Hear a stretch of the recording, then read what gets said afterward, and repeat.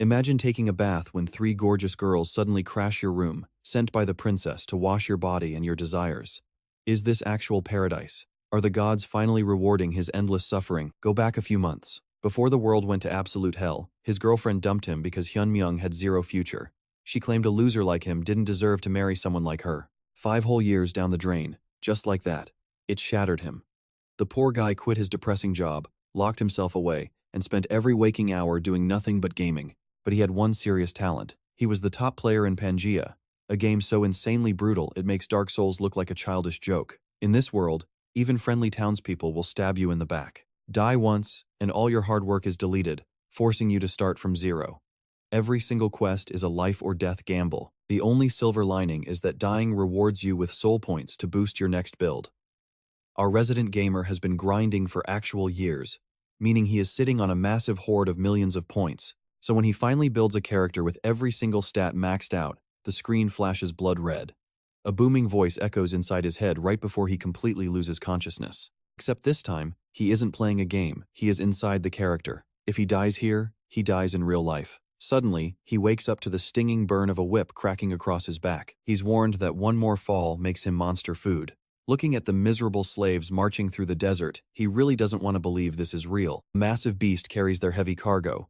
A guard whips him again, telling him to move if he wants to live. Hyun-Myung finally realizes this is the game's actual tutorial. Everything is exactly like Pangaea.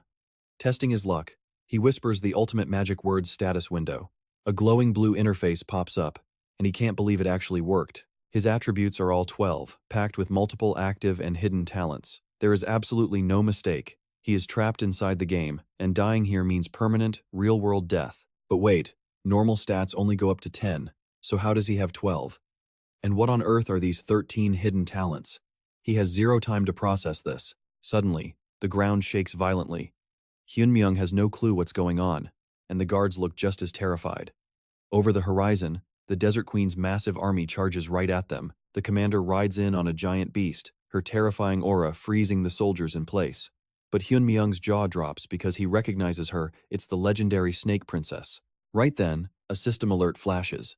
A main quest has been generated, survive to earn rewards. If he fails here, his real body dies too. Now, true panic sets in. A deadly rain of arrows fills the sky, leaving the chained slaves with nowhere to run.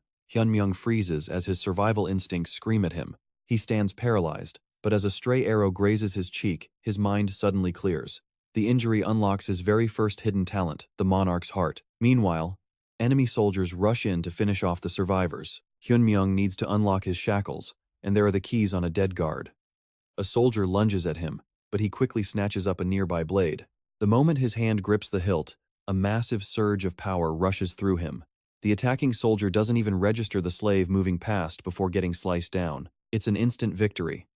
Hyun-Myung immediately unleashes his Master of Arms talent, triggered by holding the sword. There is no room for mistakes as more soldiers close in. He dances through them, breaking weapons and slicing limbs. He cuts a spear in half, catches the sharp broken tip, and hurls it straight into another soldier's chest. A masked mercenary lunges next, but Hyun-Myung easily slips past the blade. Suddenly, he sees something incredible, a glowing blue line marking the exact weakness in the enemy's defense. With one flawless thrust, he runs the mercenary through. He is a total savage, but there are nearly 500 soldiers left. Fighting them all at once will leave him completely exhausted. Right then, a notification rings out his sword proficiency has reached level 6. His spear skill instantly hits level 6 too. This insane growth rate is totally broken, but there are still over 500 enemies. Meanwhile, the Snake Princess is elsewhere. A breathtakingly beautiful woman demands to know why the expedition to the demon world failed. Her words carry a heavy threat, and the princess quietly confirms it. The queen warns that if the central continent finds out they sent 0 troops, they will take the blame. She orders the princess to head to the desert and execute every single survivor to hide the truth. They have to wipe out any evidence linking them to the disaster. If she succeeds, the queen promises to finally lift her agonizing curse. Kneeling, she accepts the command. This time, she will absolutely not fail. Back in the desert, she waits for her men to finish the job, but a panicked soldier reports one last slave refuses to die.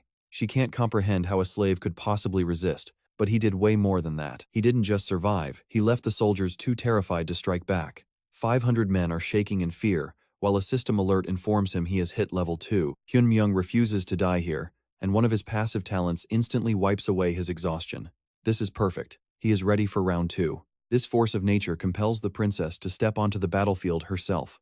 Up close, he recognizes her as Isabella, the Serpent Princess. The system lists her at level 8, locked in place by the Queen's curse. Seeing her level 8 status, Hyun-Myung knows he stands zero chance. In this brutal game, you are basically trash until level 7. Level 8 is strictly for absolute legends. Only elite bosses and world leaders reach this point. Fighting her now is like an ant trying to challenge a literal lion. But something else catches Hyun-Myung's eye, and no, it isn't her gorgeous chest. It's the curse notification. Dismounting her beast, she coldly declares that his little slave show is officially over. He can feel her terrifying aura crushing the air with every step. He needs to think fast. He didn't become the top player on mechanics alone. As Isabella swings a deadly, fatal blow, he quickly asks if she wants to be free of the Queen's curse. Hyun-Myung risks everything on this single sentence. It worked. The hook is set. She stares at him in utter shock, desperate to know how a mere slave could possibly know her deepest secret. Hyun-Myung boldly lies, claiming he is the starbearer who can lift the Queen's curse and free her. Isabella is completely stunned. It worked. She actually believes him. He knows the starbearer is an exclusive, legendary NPC class needed to reach maximum level. He's totally faking it, of course, but lifting that curse requires the blessing of the stars, so she has to listen. Why is he so incredibly confident about her desire to break the curse? It's simple. Isabella is a character he personally created. She was a tragic build he ended up abandoning because of a terrible starting zone, where the Queen's curse was just a mechanic to trap low-level players inside. A main character is supposed to explore the world and see the ending, but he left her completely stranded, forever trapped by the system. Isabella demands to know our main character's name. Hyun-Myung quickly introduces himself as Randolph, locking in his new identity. Right after, they share a pretty intense staring contest. The tension is absolutely off the charts. Isabella finally turns away, deciding to put his execution on hold. But she warns him if he is lying, she will chop him into pieces. With that, she orders her guards to escort their honored guest and treat him with absolute care. Just like that, the survival mission is complete. As the system starts running the numbers, Randolph stands up to hear he just shattered every record with a perfect score.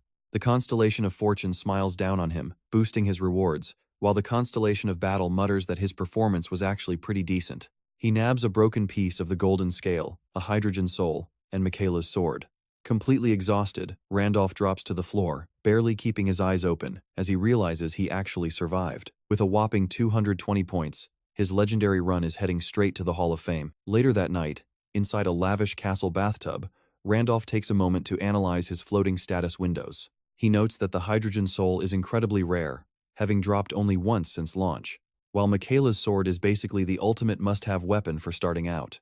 Still, he is left scratching his head over the golden scale fragment and that weird reality synchronization warning. Before he can think, the bathroom door slides open, and several maids walk in offering to scrub him down. Keeping his guard up, Randolph tells them they can only wash his feet, secretly wondering if this is a test.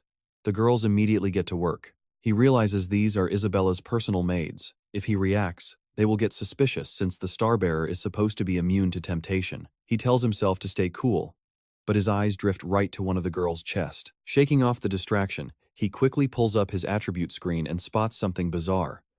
He really needs to figure out what this boundary between reality and Pangaea actually means. Another screen pops up.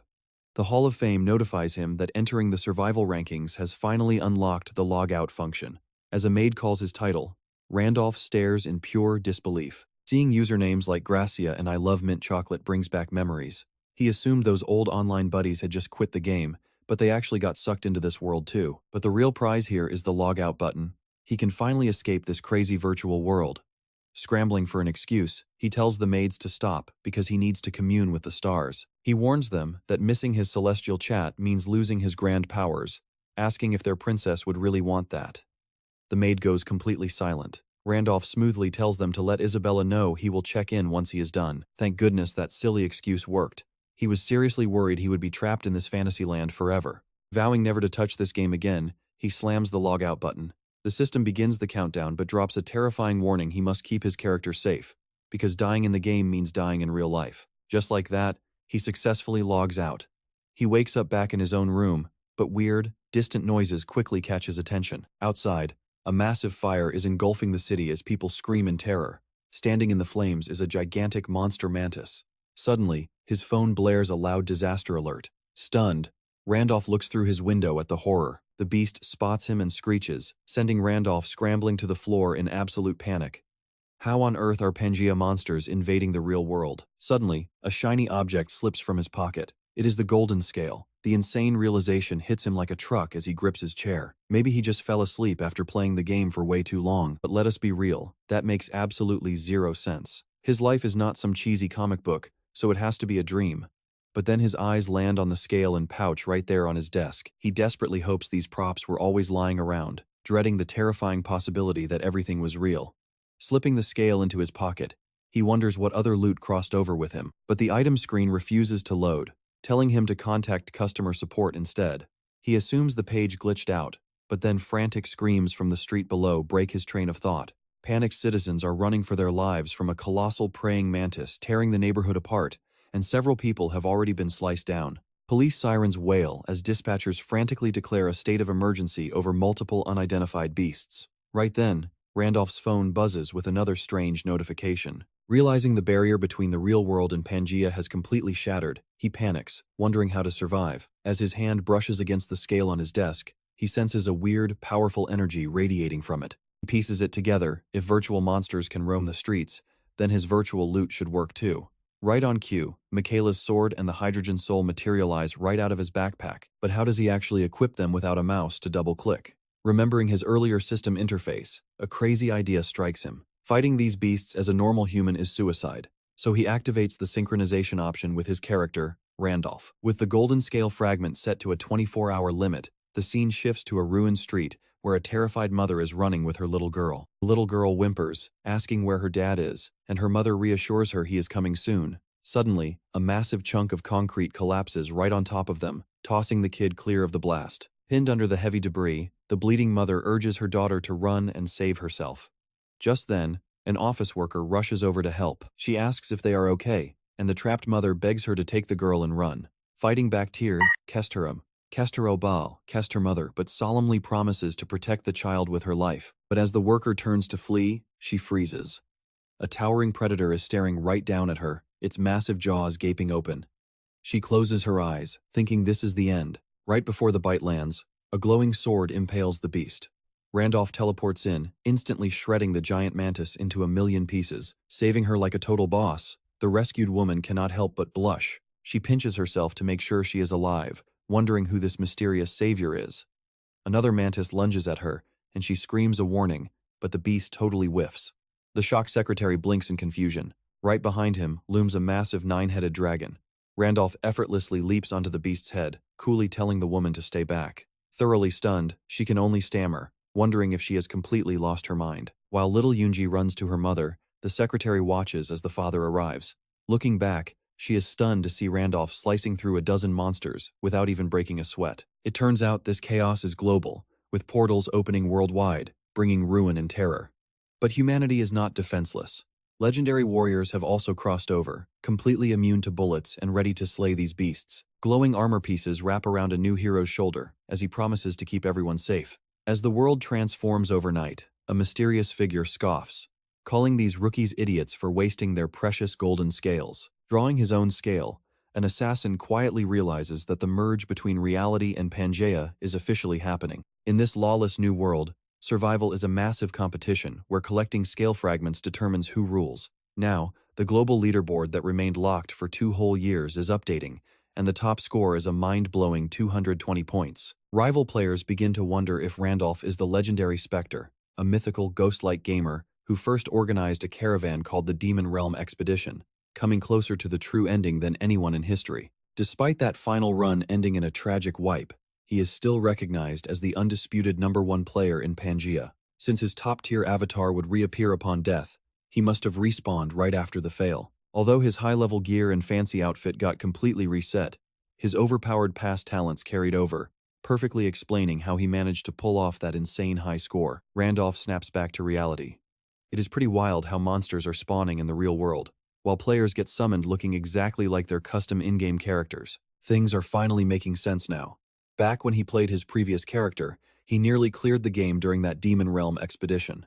But then, Those useless mercenaries threw a wrench in his plans, and even his trusted companions backstabbed him. But wait, what if those annoying saboteurs were actually summoned players just like him? Maybe they wanted to block the ending, or simply saw him as a rival to crush.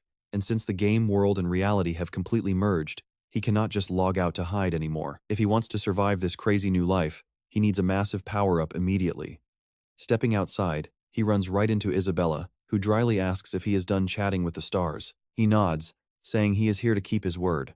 She looks pretty pleased, but his sudden condition stops her cold. Once the maids quickly hurry out, Randolph drops the bombshell he wants to visit the sanctuary, making Isabella immediately question his sanity. To get the exact subclass he needs, he has to unlock it here.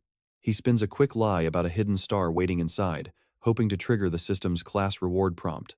Isabella steps over a pile of fresh corpses, casually wiping blood off her blade. Watching her obliterate those guards in minutes proves she is a total beast. Talk about the ultimate bodyguard. Just a few hours earlier, he was desperately sweet-talking her into guiding him, serving up some elaborate lies about the sanctuary. She demanded to know what this star actually was, so Randolph spun a tale about needing it to lift a terrible curse. In truth, he only knew about it because of a lucky glitch on his old account. She kept protesting, pointing out that sneaking outsiders into the sanctuary is a direct ticket to execution, but Randolph simply smiled, reminding her that she has VIP access herself. Back in the present, he knows that if his silver tongue had failed him, his head would already be rolling. But luckily, they have officially made it to the sacred ground. The system immediately pings, welcoming him to the desert sanctuary and unlocking a bonus exploration quest. Small problem though, the local monsters are way out of his league. Luckily, his passive giant demon resistance trait shields him. Without this hidden perk, he would have turned to dust the moment he stepped inside. If he just lets Isabella do all the heavy lifting, he can safely leech some sweet experience points. But honestly, regular experience points are not the main goal here. It is time to unlock that legendary subclass. The quest will remain active until he successfully grabs the class. According to his memories, the exact shrine he needs is perched right on the edge of the cliff above. Isabella peers into the abyss, then glares at the crumbling pillars. A mischievous smirk plays on her lips as she spins around, claiming they took a wrong turn. Randolph is not buying it, grabbing her shoulder before she can slip away. She tries to argue that the bridge is a death trap designed to drop intruders, but he simply asks if she is scared. That comment strikes a nerve. She proudly boasts about being the famous snake princess, but Randolph playfully teases her for being shy. Blushing, she insists it is a trap and claims her leg is suddenly cramping. He tells her to hop on his back. Isabella blushes, screaming if he wants to die, but he warns there is no time to waste. Once morning comes and those dead guards are discovered, her absence will make her the prime suspect. So, instead of letting her freeze up, he is just going to carry her across. Isabella sighs in pure defeat and clings tightly to him, still complaining about her totally fake cramp. Randolph grins, telling her to hold on before sprinting forward. She shrieks, asking where on earth he is going since there is literally no ground ahead. Talk about a leap of faith, Randolph jumps anyway, using his mutant trait to find the path. Stunned, she realizes they are walking on air, while he explains this is the true bridge. It absolutely baffles her how this low-level guy knows secrets even she does not. Not to mention, he seems completely immune to the insane level difficulty here. Randolph looks back with a smug grin, teasing her about being afraid of heights. She notices how unbelievably relaxed he is. This level of confidence cannot just be bluffing. In fact, it almost feels like he is reuniting with a very dear, old friend. She asks if they have met before, but Randolph cryptically replies they have never actually stood in the same room. He has seen her around, but she has never noticed him. Suddenly, a massive wave of energy floods the cavern, forming a hidden arena sealed off by a domain barrier. Only those walking the correct, secret path can witness what lies ahead. Right on cue, a pile of ancient stones ahead begins to glow blood red, causing the entire cave to shake violently. 3 massive defender golems rise to block their path. Randolph quickly sizes them up, noting their high-ranking runes.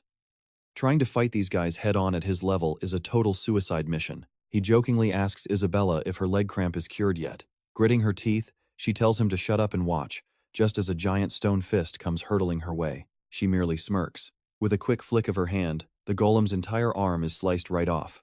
She declares she will wrap this up in a flash. She launches forward, bouncing off the rubble like an acrobat. Before the second golem can react, she cleanly halves it. Randolph is left speechless. She really is a top-tier assassin. Her combat prowess is absolutely ridiculous, even for a character he built himself. Watching her slice through giant stone sentinels proves that level 8 power is no joke.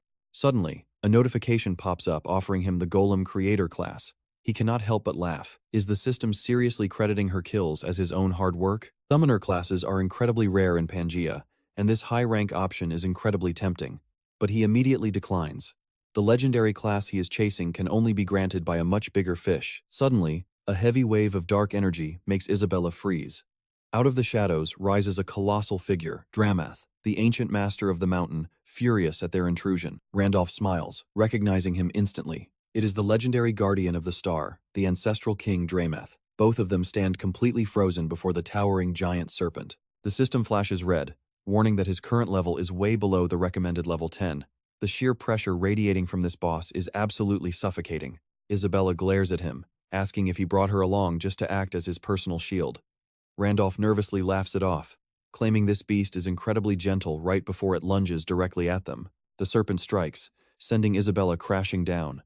Randolph is completely shocked, while she glares back at him with pure rage. Randolph stammers that this is weird, since he remembered this boss as a friendly guide. Isabella angrily snaps back, asking if this looks friendly. Then, Dramath bellows, demanding they prove their worth. Isabella quickly protests that she is not the challenger. The serpent snaps back, asking why she destroyed its guardians if that is true. Dramath whips its tail around, declaring she will not leave alive without a fight. Dodging the blow, Isabella keeps shouting that she is not the challenger. She yells at the Starbearer to quit standing around. Meanwhile, Randolph realizes he has no memory of fighting Dramath here before. Suddenly, a memory hits him. The ancestral king Dramath is the massive mountain guardian protecting the star. Legend says this enchanted beast grew to giant proportions and gained absolute wisdom just by basking in the star's energy. Back in his gaming days, he cleared this zone using Wilhelm, a level 10 5-star transcendent character. Back then, Dramath obediently guided him to the star, because Wilhelm actually had the qualifications. Basically, if the giant snake thinks you are weak, it attacks. Randolph is pretty weak now compared to before, but he suddenly has a massive realization while Isabella keeps dodging the beast's attacks. Isabella crashes to the ground, realizing the sanctuary's poison is paralyzing her body. Trusting this random starbearer was a huge mistake, but just as things look hopeless, our guy boldly steps up and tells Dramath to stop. The massive tail freezes right above her head before pulling back. The serpent turns to Randolph, demanding to know how he knows its true, secret name. Randolph smoothly lies that his master, Wilhelm, has returned. The giant snake pulls its tail back, shocked, and asks if he is actually Wilhelm. But then the beast bursts into roaring laughter. It mocks him, saying he is weaker than basic sentinels and definitely not ready for the star. Wilhelm was an absolute god among humans, a perfect being worthy of being its master. But he failed the Demon World expedition, lost his stars, and met his final end. So how does a weakling like him dare speak that legendary name? Blasted by energy, Randolph tells the beast to honor their old contract. Shocked, Dramath demands to know how he even knows about that secret. According to the game's lore, the contract states that whoever gets the hidden mountain star learns the Guardian's true name and becomes its absolute master. The Guardian must obey commands, and the contract must remain a secret. Anyone who leaks it dies instantly to a deadly curse. Randolph only dared to bring this up because he perfectly remembers the game's hidden lore. Luckily, game rules still apply. Since he is in Randolph's body, the curse cannot touch him. Still, a very confused Dramath demands to know who he really is. Randolph smirks and tells him to lead the way because the star itself will prove his identity. Dramath spits back that the star shows absolute zero mercy to weaklings. One step close, and he will burst into flames. Randolph shrugs and says they won't know until they try. Besides, is the giant snake just scared the star will actually recognize him as its true master? Dramath finds this hilarious. He calls him a little brat who looks easy to eat in a single bite, wondering where he gets the nerve to act so incredibly arrogant. He tells Randolph to follow him to the star. He does not buy the Wilhelm story, but since the kid knows about the contract, flat out killing him feels wrong. He would rather let the star do the dirty work. With that, the beast slithers ahead as night falls. Isabella looks around, asking if this is really the place where the star rests. Randolph nods, pointing out the strange object sitting on the altar. The star sits on a pentagram. The girl asks if that creepy skull is the star, but Randolph explains it is actually the face of Leah. When the twin goddess Leah died, her body shattered into 32 fragments across the continent. These fragments are the legendary stars, used as catalysts to break a player's limits and reach absolute transcendence. Our main character steps forward, and a sudden torrent of fire erupts. Isabella screams, asking if he is okay. Dramath laughs, mocking him for ignoring the warning. He thought the star rejected the cocky brat, but to his utter shock, Randolph is standing perfectly fine inside the raging flames. Randolph internally calls the snake a major pain. The star only burns players who bypass Dramat using a glitch. Since he cleared the encounter properly, there is no way he was going to turn to ash. The real gamble is whether he will get his dream class.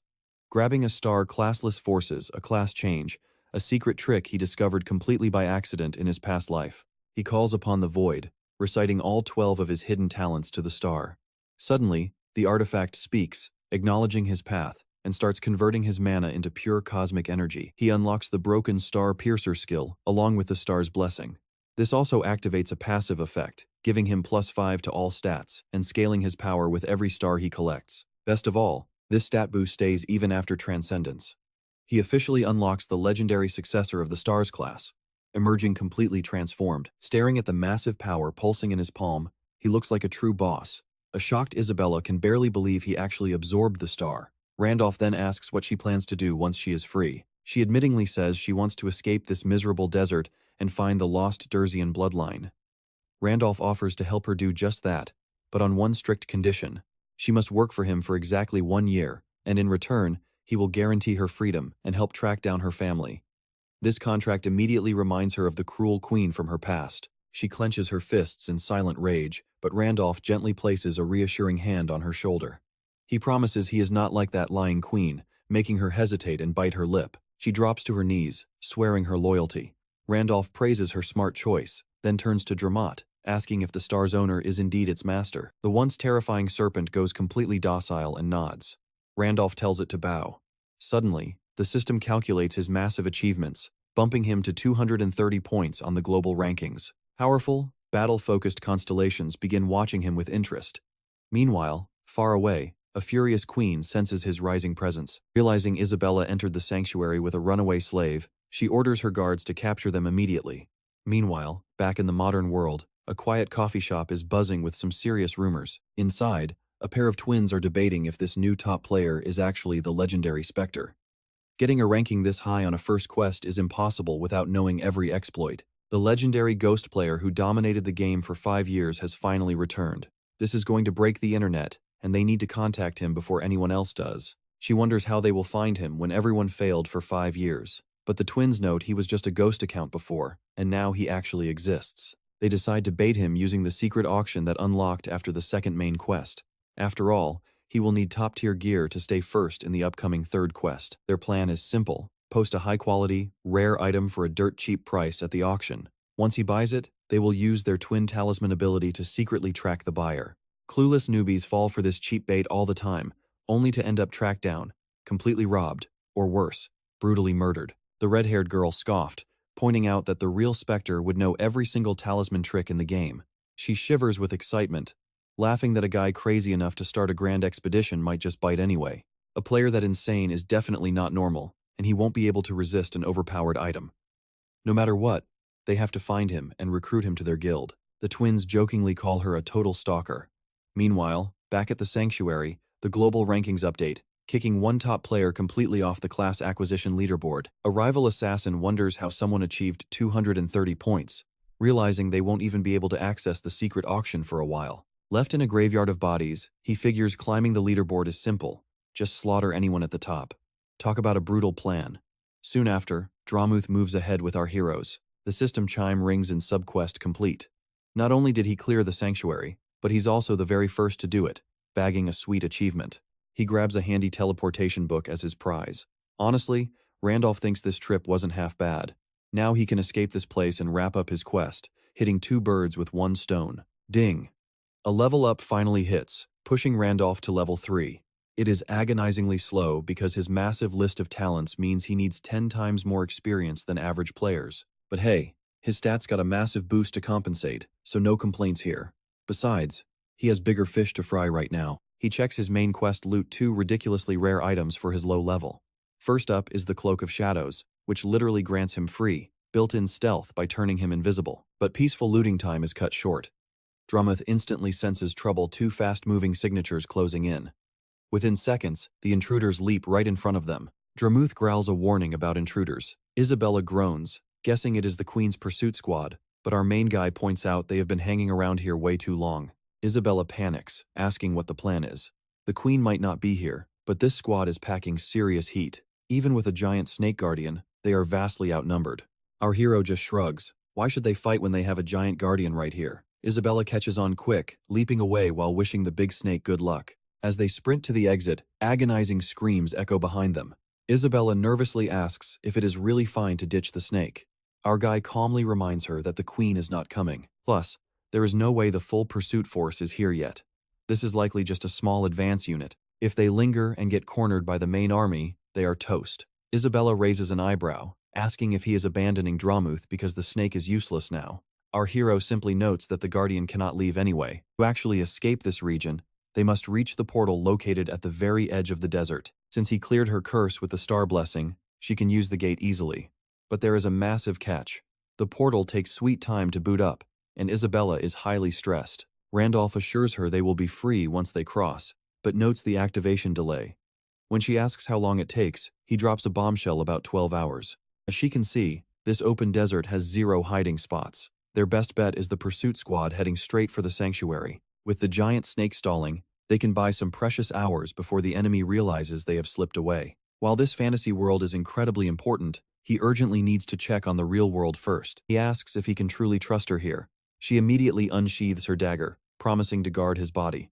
With that, Randolph logs out, warning her to stay sharp at the secret auction. Our hero, Hyun-Myung, wakes up in his actual bed. Returning to his physical body always feels incredibly bizarre. Reaching for his phone, he quickly checks for any chaotic updates. No emergency alerts or crazy monster warnings yet.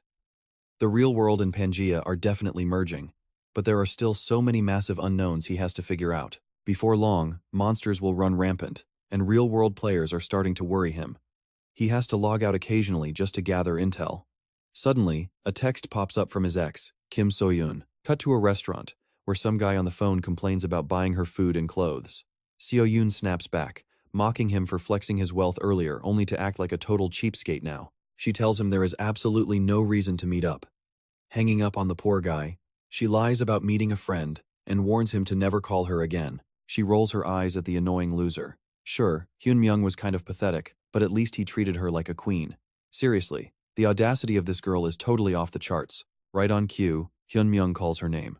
Surprised by his early arrival, she smiles, but our guy cuts right to the chase and asks why she suddenly wanted to meet. So-yoon flutters her lashes, noting he looks different. Hyun-Myung tells her to get straight to the point because he has urgent things to do. She thinks he is acting way too proud, but giggles, saying some things never change. He still ran over the second she called, which is exactly what she always loved about him. She sighs, claiming she realized his worth only after they parted ways. She has been filled with deep regret, but Hyun-Myung just stares at her in dead silence. He internally debates ordering a drink since she dragged him here but didn't even buy him water.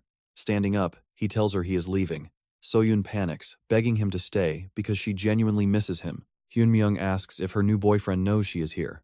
He coolly adds that if she is going to juggle multiple guys, she should delete her couple photos instead of just changing her profile pic. He walks away as she chases after him, desperately begging.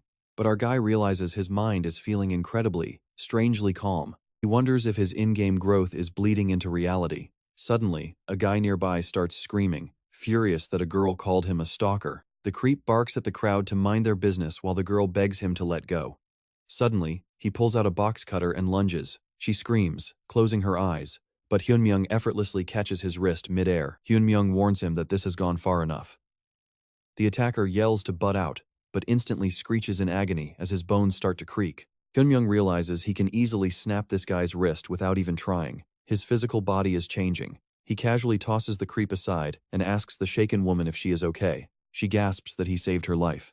But as Hyun-Myung stares closely at her face, the flustered girl asks why he is looking at her like that. He realized why she looks so familiar. She is that woman from before. Shaking it off, he quickly turns away, muttering that she just resembles someone he used to know. The creep tries to blindside him from behind, but Hyun-Myung dodges with absolute ease. Grabbing the guy's head, he slams him face first into the concrete, leaving the woman utterly speechless as he pins him down. Soon, the police arrive and drag the creep away, telling Hyun-Myung he needs to come to the station too. The woman protests, arguing he was just helping her, but the officers claim it is still physical assault. Hyun-Myung sighs, letting them know he really has no time for this. The cops shrug, saying they have to follow protocol.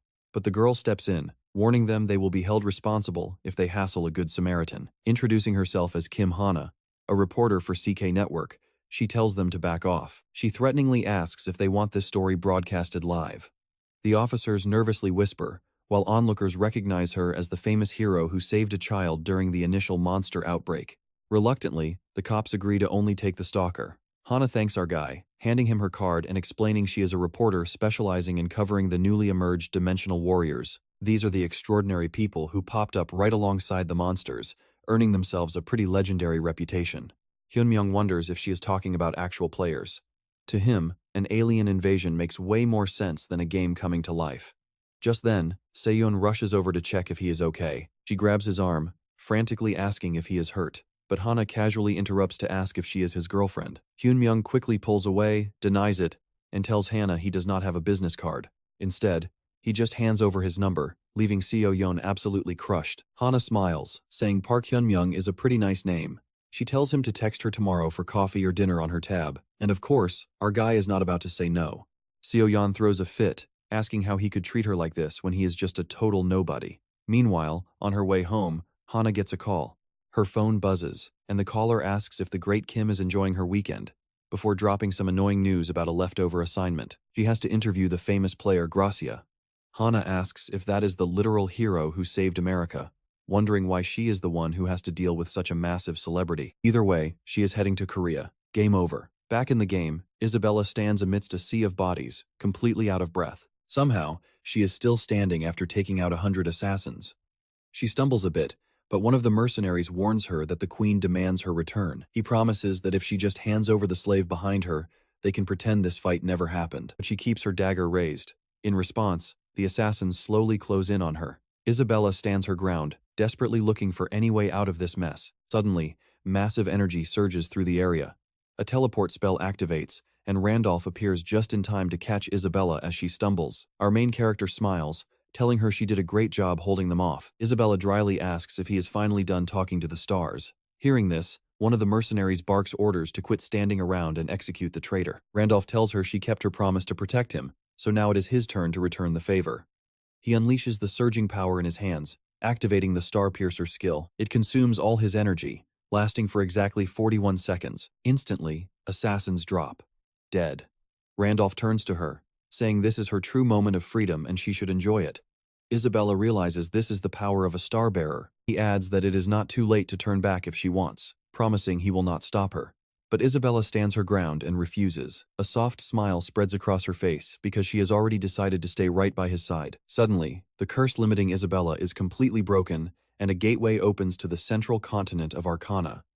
The system flashes a message, welcoming them to the legendary Golden City. The system drops a helpful tip. This place is capitalism on steroids, and unless you have the massive wealth of a noble, you should stay far away from the inner districts. Merchants haggle on the streets, while wealthy citizens ride by in fancy carriages. Isabella points out how ridiculously extravagant everything is, and Randolph explains that in the Golden City, gold solves every single problem. But first, they actually need to make some. She tells him not to stress because she brought 300 coins along.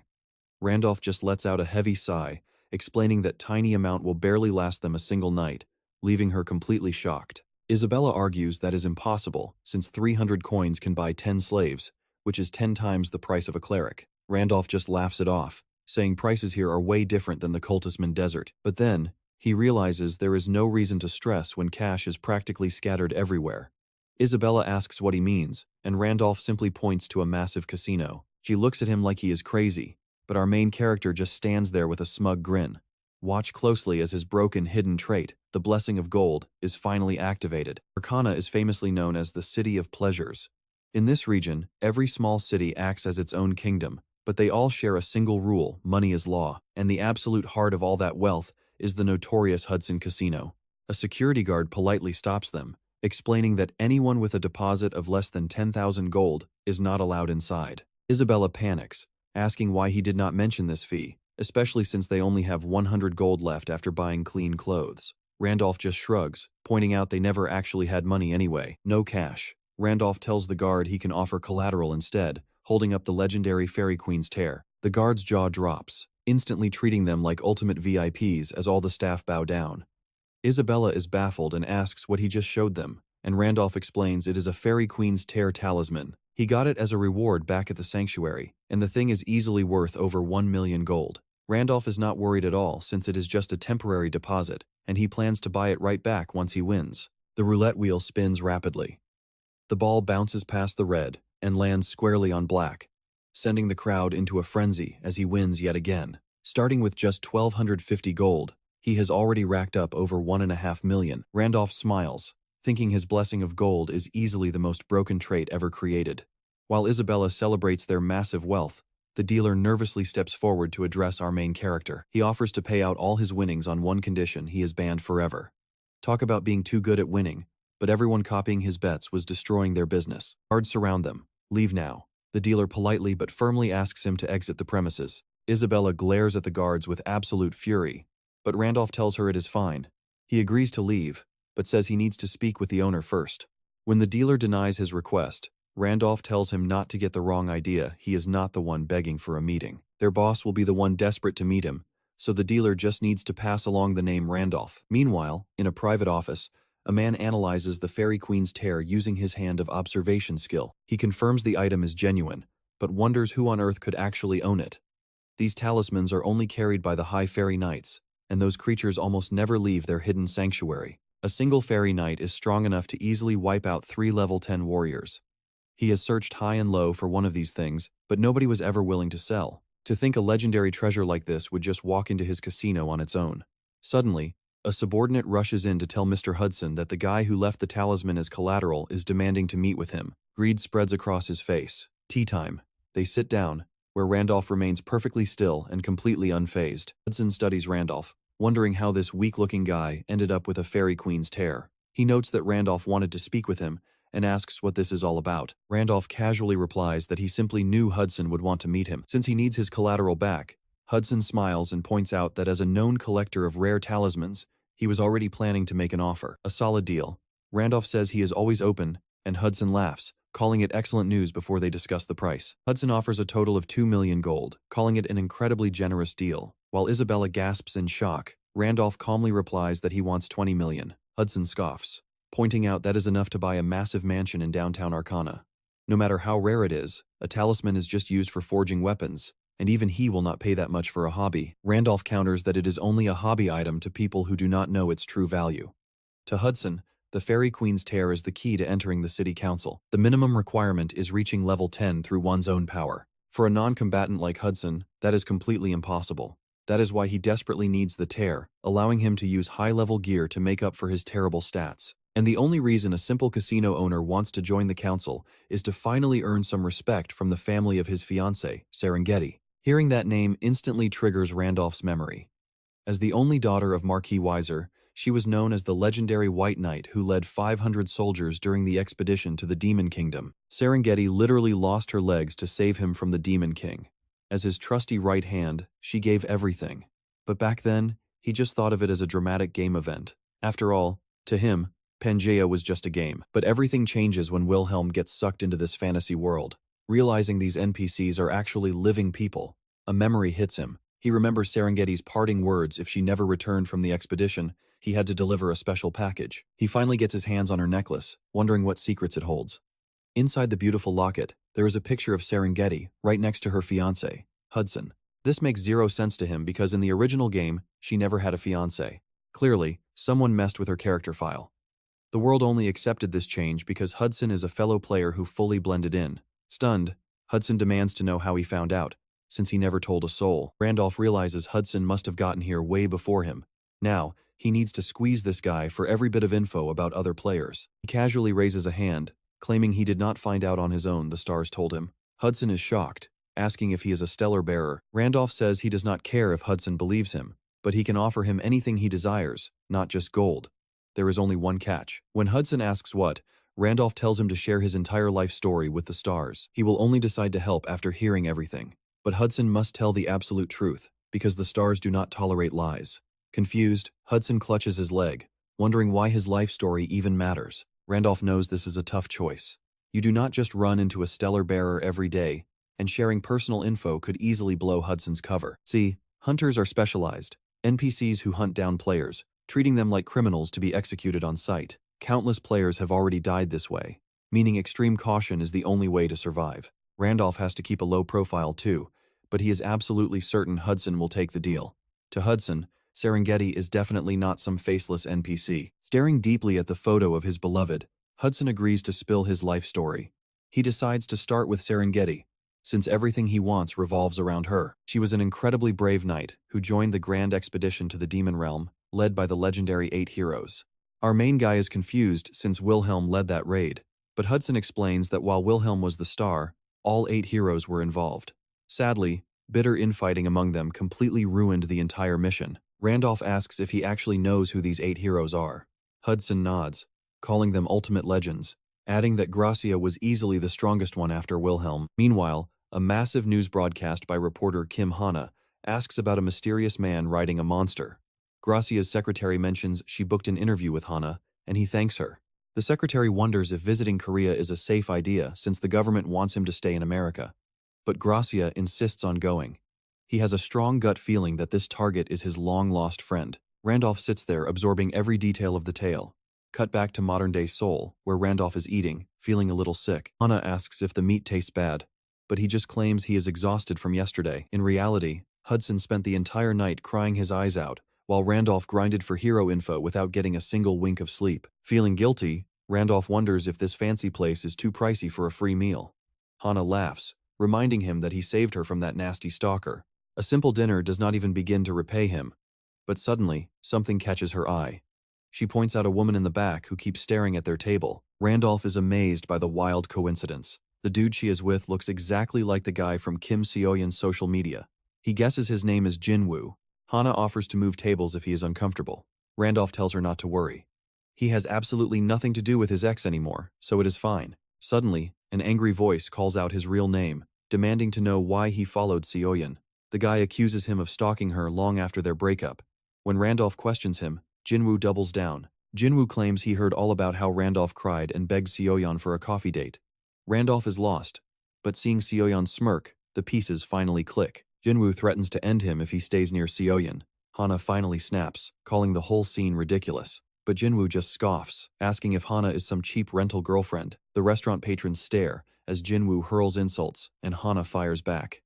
Making things worse, Jin-woo dramatically throws a wad of cash right in her face. He tells the 2 losers to get lost, but Hana delivers a sharp slap to his face, calling him a total jerk. Furious, Jin-woo raises his fist, warning her to watch her teeth. Just as his fist flies, Jin-woo trips. Total faceplant. Randolph steps in, telling him to stop acting like an innocent victim. A pissed-off Jin-woo spins around, but Randolph instantly grabs his face and slams his head directly into the floor.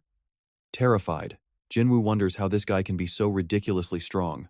Seo-yeon shrieks in embarrassment, telling her boyfriend to get up. Randolph calmly suggests they wrap this up since Jin-woo started the trouble anyway. Fuming over the public humiliation, Jin-woo decides he is going to make him pay.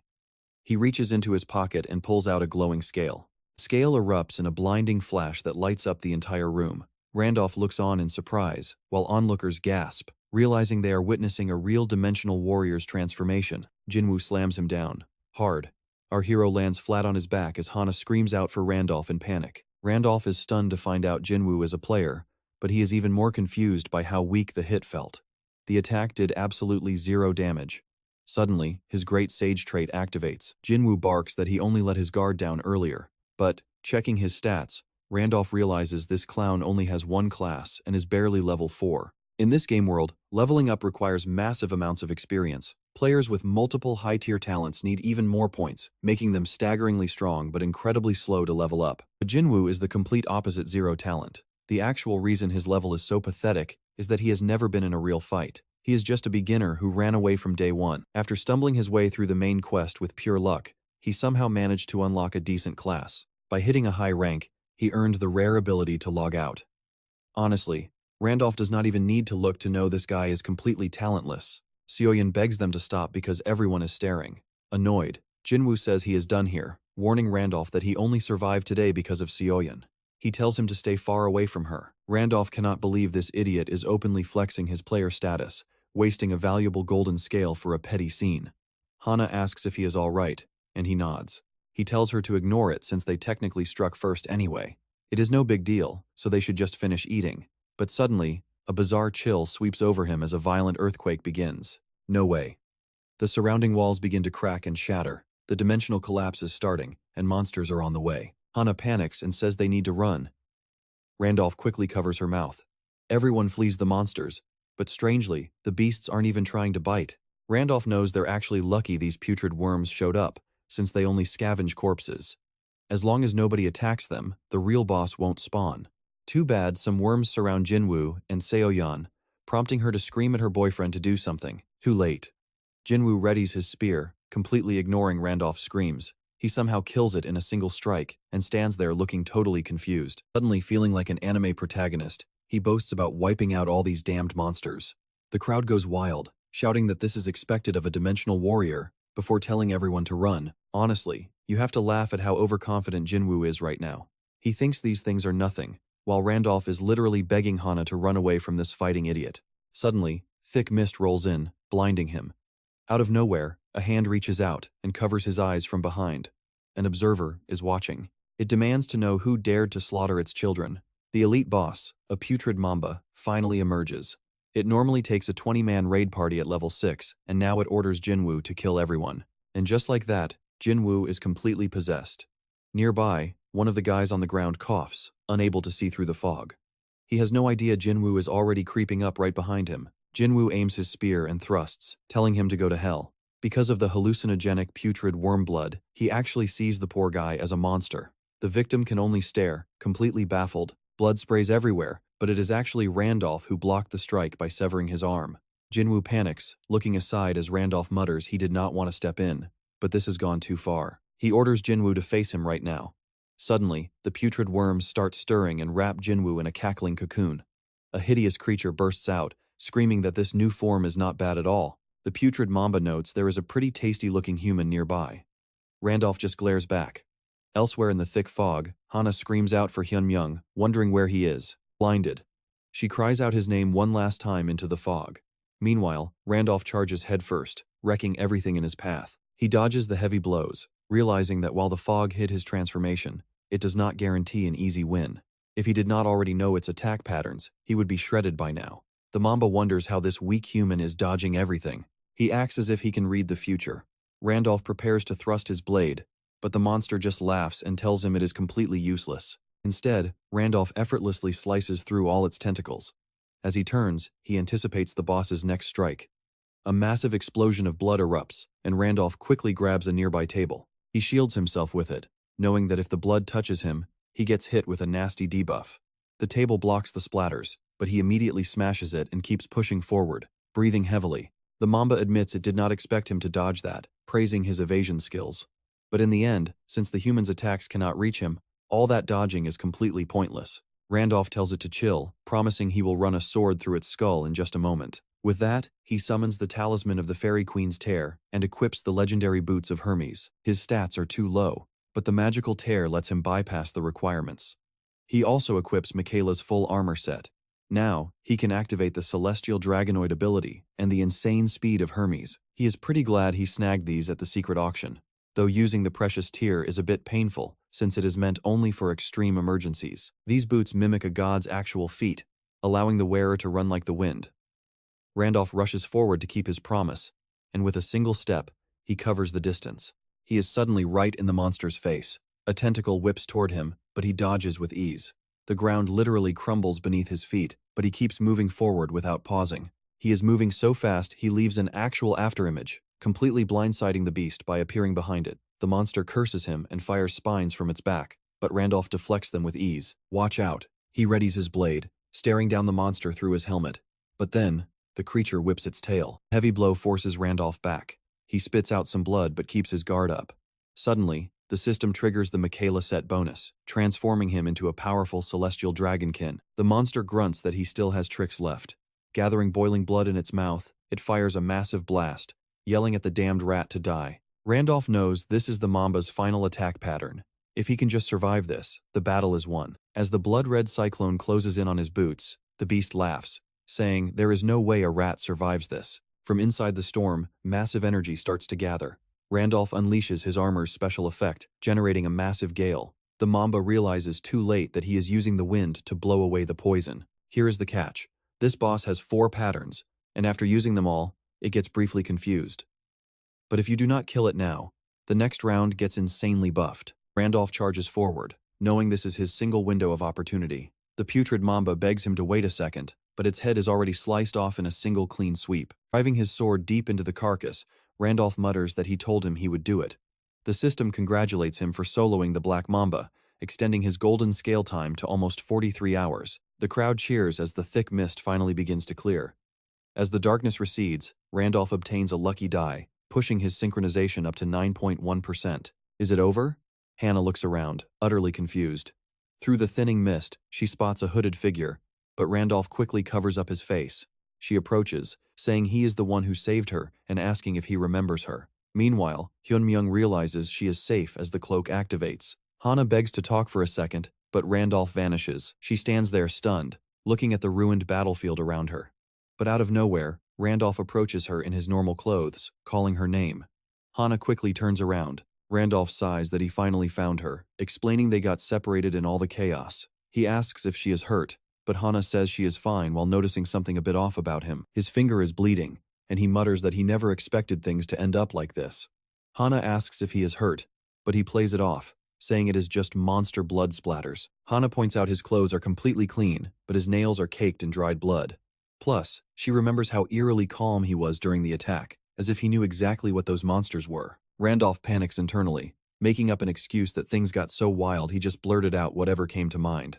Hannah remains highly suspicious. It is too convenient that he appeared right after her savior vanished. By the next morning, the news is flooded with reports of another invasion happening just days after the very first one. Top warriors publicly warn that these attacks are going to continue, arguing that a long-term operation with the government is absolutely necessary. Consequently, terrified civilians lock themselves indoors, and the streets quickly empty out. Angry citizens are directing all their rage at the government, blaming their slow response for the massive number of casualties during this second horrifying incident. Inside a government meeting room, a bald official scoffs that they were all completely carefree before, and now they are dealing with this absolute mess. Another man points out that back then, people who weren't directly affected simply couldn't grasp the gravity of the situation. A woman adds that because it was so extraordinary, they likely tried to keep the public calm first. Finally, their boss steps up.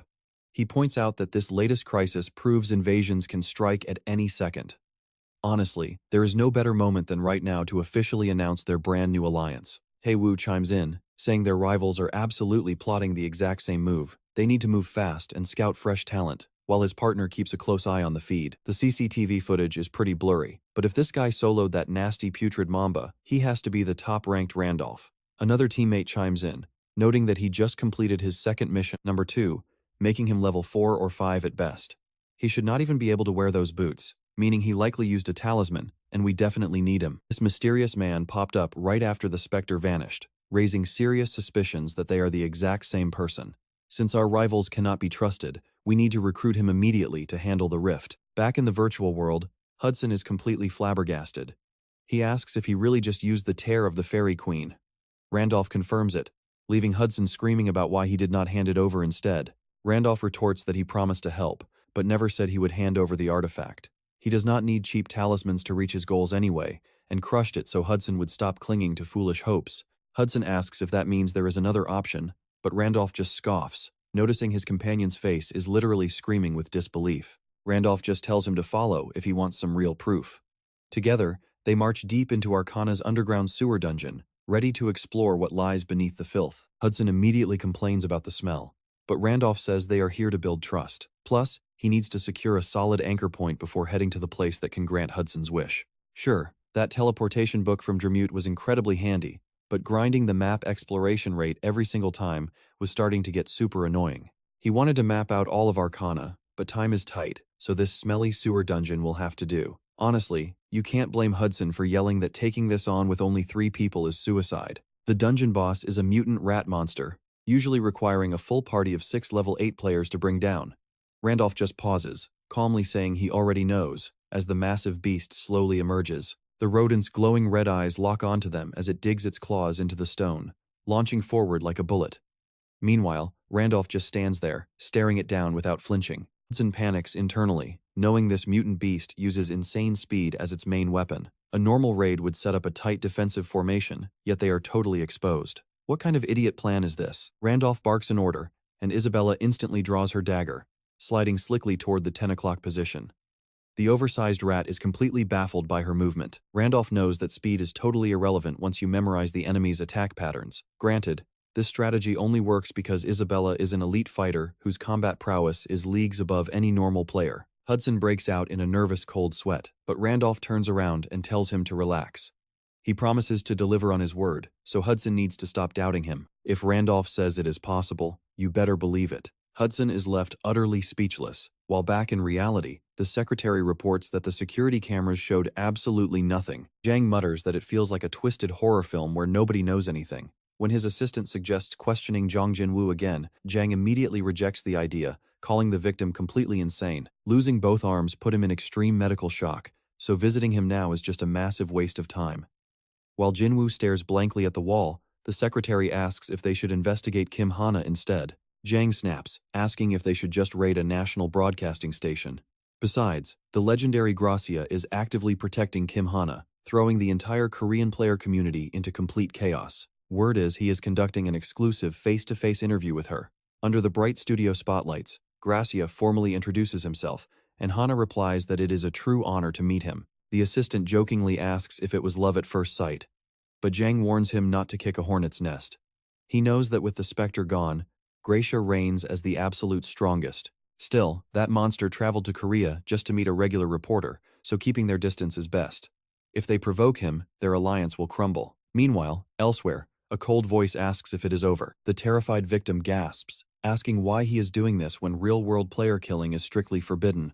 Gracia warned everyone to brace for the invasion, meaning violence like this is highly illegal, but the killer roughly grabs his face, telling him not to worry. He ruthlessly ends the young man's life, whispering for him to go beg Gracia for help.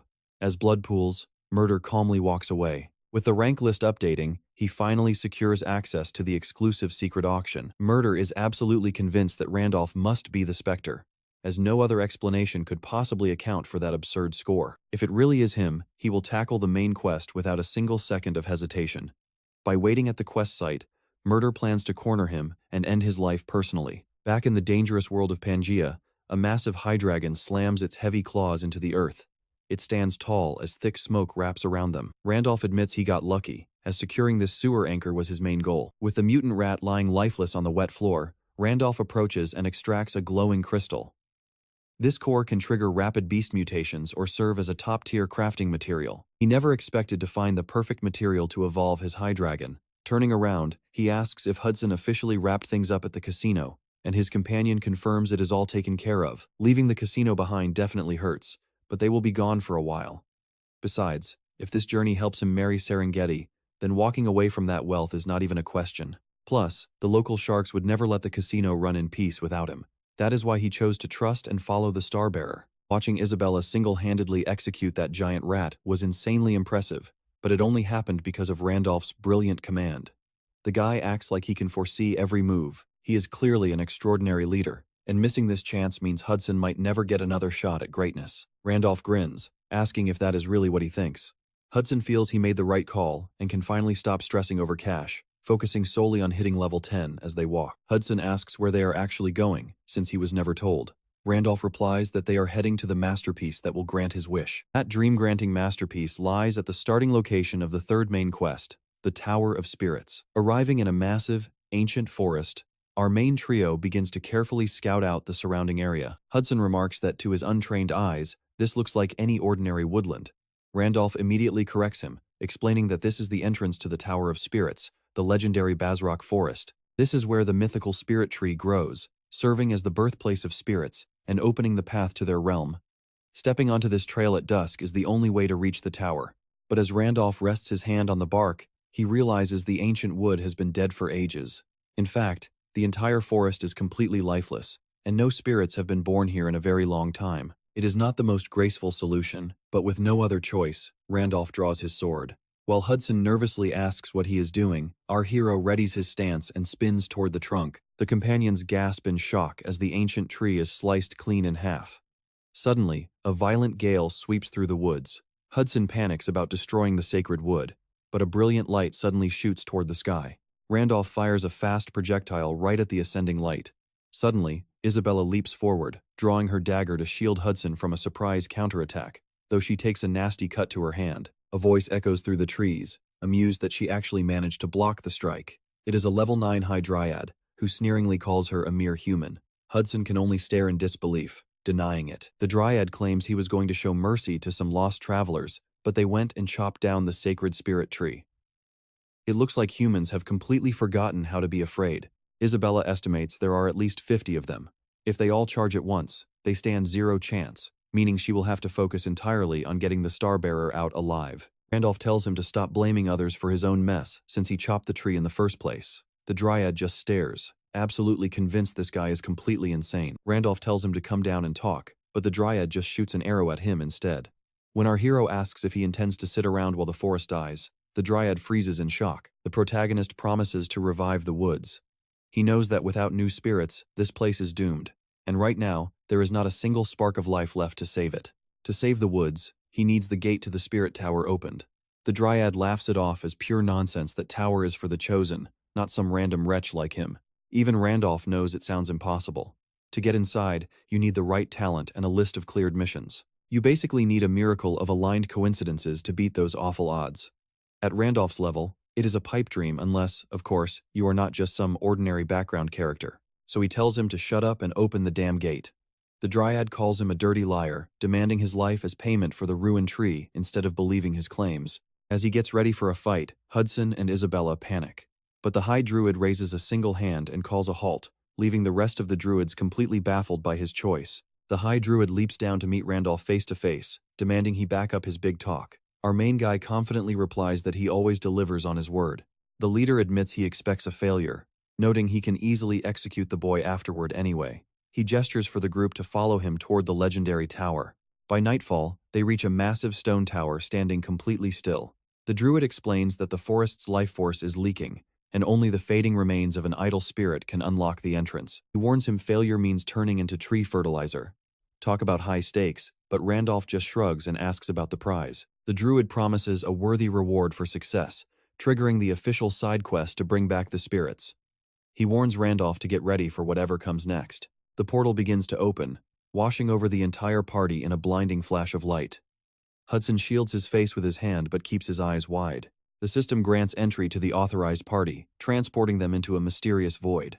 Hudson asks if they made it, but Randolph explains they are just inside the transit portal, awaiting final permission. Hudson asks whose permission they need, but then his eyes widen as a spectral figure manifests right in front of them. Hudson asks if he can adopt the cute little creature, but Randolph snaps at him to stop.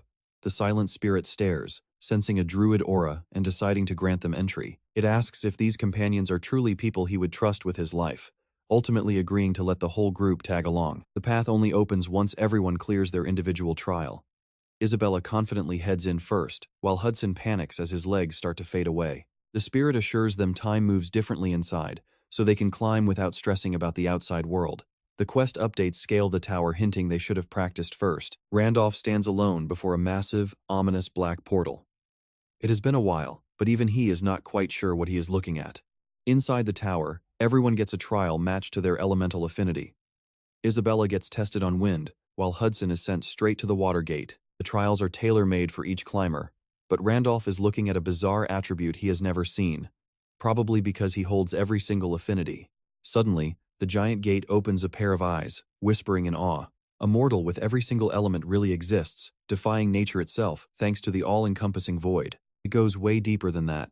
This is pure, unadulterated chaos, and the trial ahead is the legendary gate of chaos itself.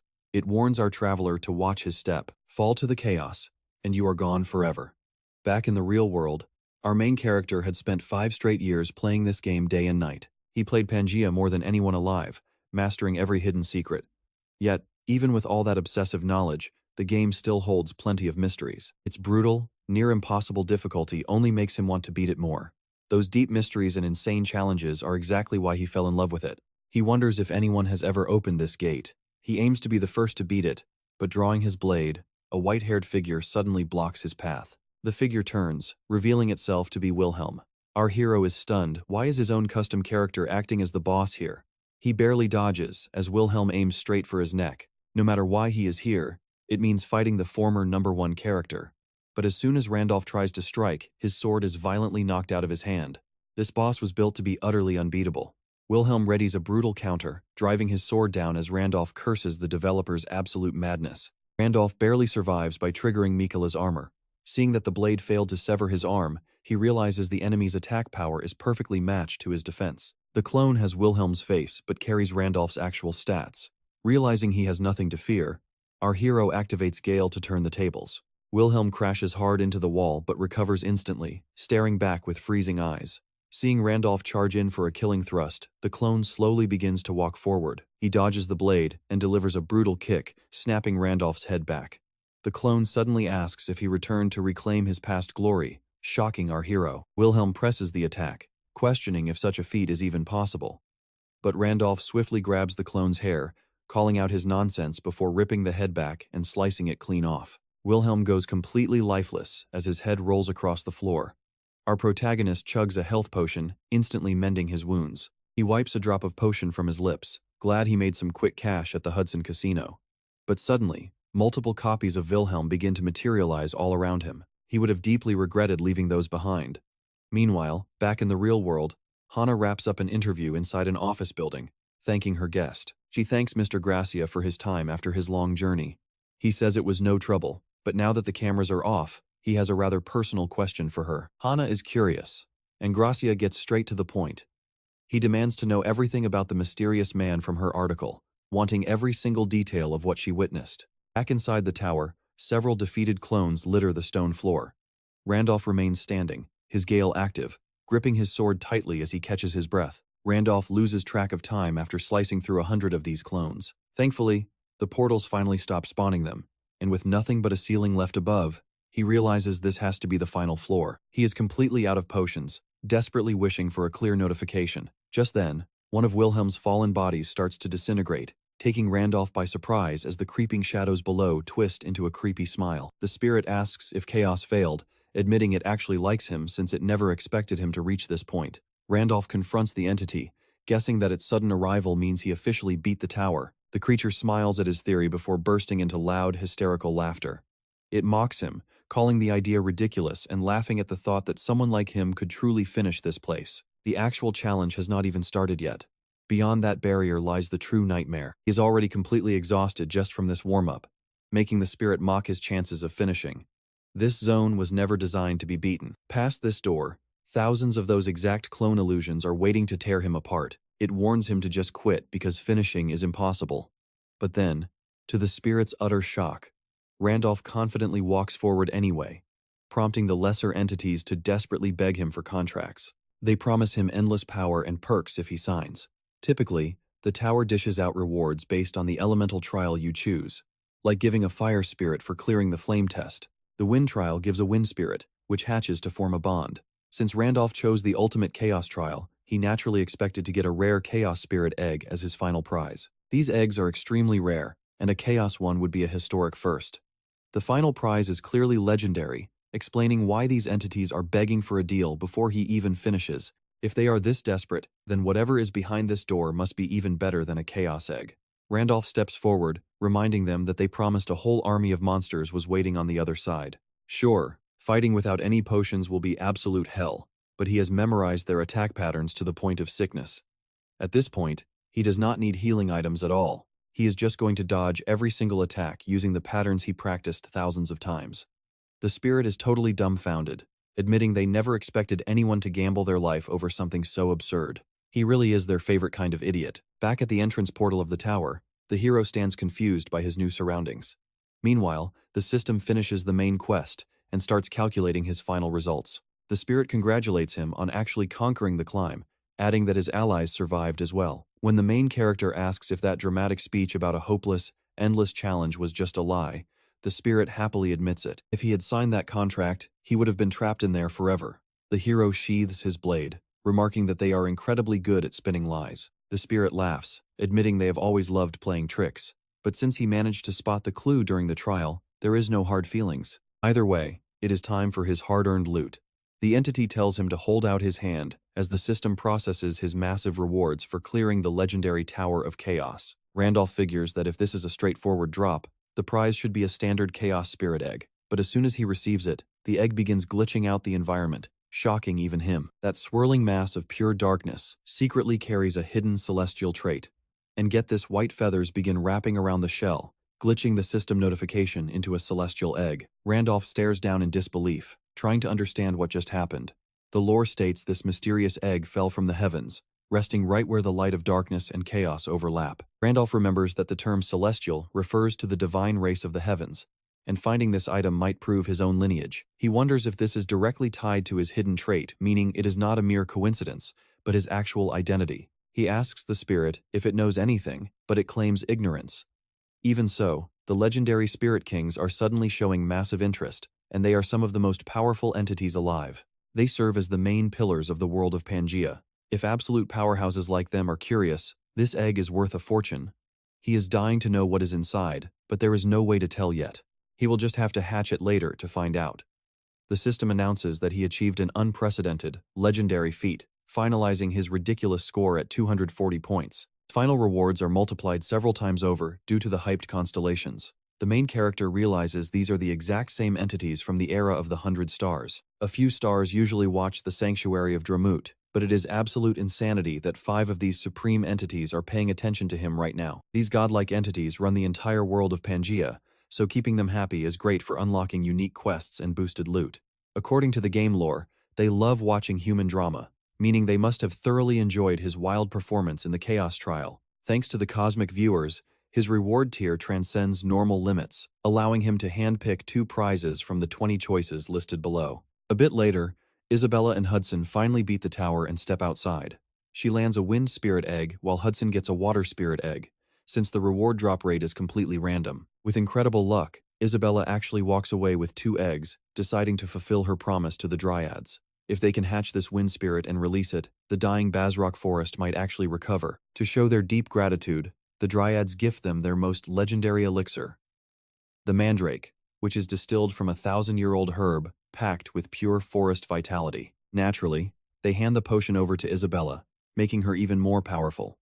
With the quest complete, Randolph earns the title of Dryad Friend and unlocks a special forest meeting spot. He also snatches the #1 spot on the tower leaderboard, earning the Guardian Wall privilege and a massive grade upgrade. Riding their signature hydrogen cart, the squad sets off once again. Randolph activates the Guardian Wall to protect his real-world body from any offline danger, and a quick system notification brings him a wave of relief. While he is playing in Pangaea, his real-world self, Park Hyun-Myung, is safe, and vice versa. Meanwhile, the clock is ticking with only 72 hours left for the broken golden scale fragment. When planning for the future, every extra second counts.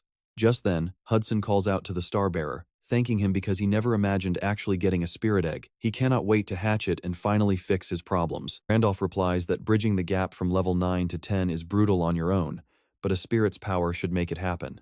He suggests making a quick detour first, and Hudson eagerly agrees to follow. Randolph thanks his ally, but arriving in a new city, Hudson realizes his target is in this cursed place, making him scream in panic. Isabella looks on in confusion while Randolph tells him to pipe down. She asks what kind of place would make him react like this, and Randolph explains they are in the territory of Marquis Visor, where Hudson's fiancée lives. Hudson frantically asks why they came when he is still not ready to ask for Serengeti's hand in marriage, but Randolph laughs, clarifying he is not forcing him to propose today. They are actually here because Randolph needs to ask Serengeti a few questions in person. As they walk, they pass broken windows, alleys packed with beggars, and crowds desperately praying to a massive stone monument in the plaza. Isabella remarks that the atmosphere feels like a massive funeral. She asks if he recognizes any of the names carved there, but Randolph shakes his head though he knows exactly why they met their end. He quietly realizes that the 500 names carved on this stone belong to the very knights who followed him on his grand expedition.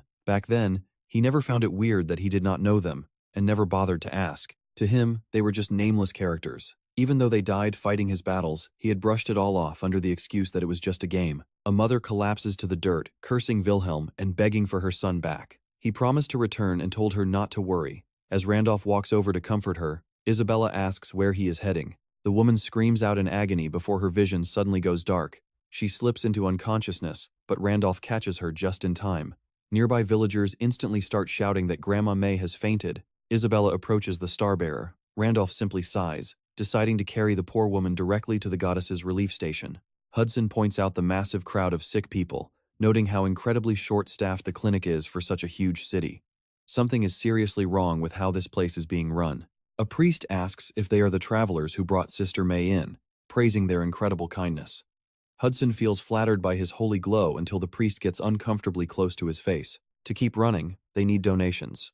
He smoothly asks if they could spare 50 gold. Randolph points out that a church shelter should be funded by the city treasury. He argues that demanding a regular citizen's entire monthly salary as a fee makes absolutely no sense. The priest insists they have no other choice. This is Andrew, who claims they must take donations to keep the shelter alive, but Randolph knows this priest is not supposed to be corrupt. Andrew is actually a high-ranking servant of the twin goddesses, Leah and Pina.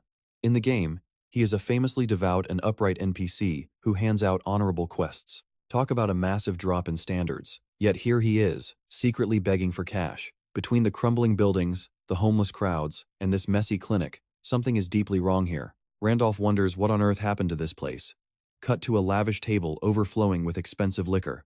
A panicked secretary tries to stop his heavily intoxicated master, but the man just hurls a bottle at his butler, screaming at him to shut up. Marquis Weiser demands more booze, while Randolph quietly observes the total mess. Back at the clinic, Randolph demands a private meeting with the priest. The receptionist gasps, claiming countless sick people are already waiting, but Randolph simply nods to Hudson, who heavy-handedly drops a bag of gold. It is a 50,000 gold donation, and they will easily double it for an immediate meeting. The receptionist's eyes instantly turn to dollar signs, and he happily offers to escort them right away. Inside a book-filled room, Andrew introduces himself. He invites them to sit, and Randolph complies. The priest expresses his deep gratitude for their massive contribution. Randolph shrugs, teasing that since the base entry fee is 50 gold, he figured a normal pocket change donation would not cut it. Andrew sighs, asking if they are deeply disappointed to find a supposedly holy man acting so greedy. Randolph assures him he is just curious how a clinic in a massive metropolis became this desperate. Sitting up straight, Andrew mentions he heard they brought in Sister May. He explains that her only son marched off to the demonic continent on a grand crusade and never came back. She has been drowning in grief ever since. But she is not alone. Half the city lost loved ones when the legendary knights who followed Wilhelm vanished without a trace. The military lost its brightest talents and completely drained the treasury. The wealthy city could have bounced back, but everything fell apart when the Marquis's daughter, Serengeti, finally returned. She was dragged back missing both her legs, trapped in a deep, unbreakable coma. Every priest in the land tried to wake her, but absolutely nothing worked. Desperate to save her, the Marquis spent every penny. He got scammed by con artists, ran up massive debts, and even mortgaged the entire territory to shady lenders. Shivered by grief, the broken lord completely gave up. All public funding was instantly cut, leaving this tiny clinic as the town's last hope. If it shuts down, these poor people die. That is why they shamelessly squeeze travelers for cash.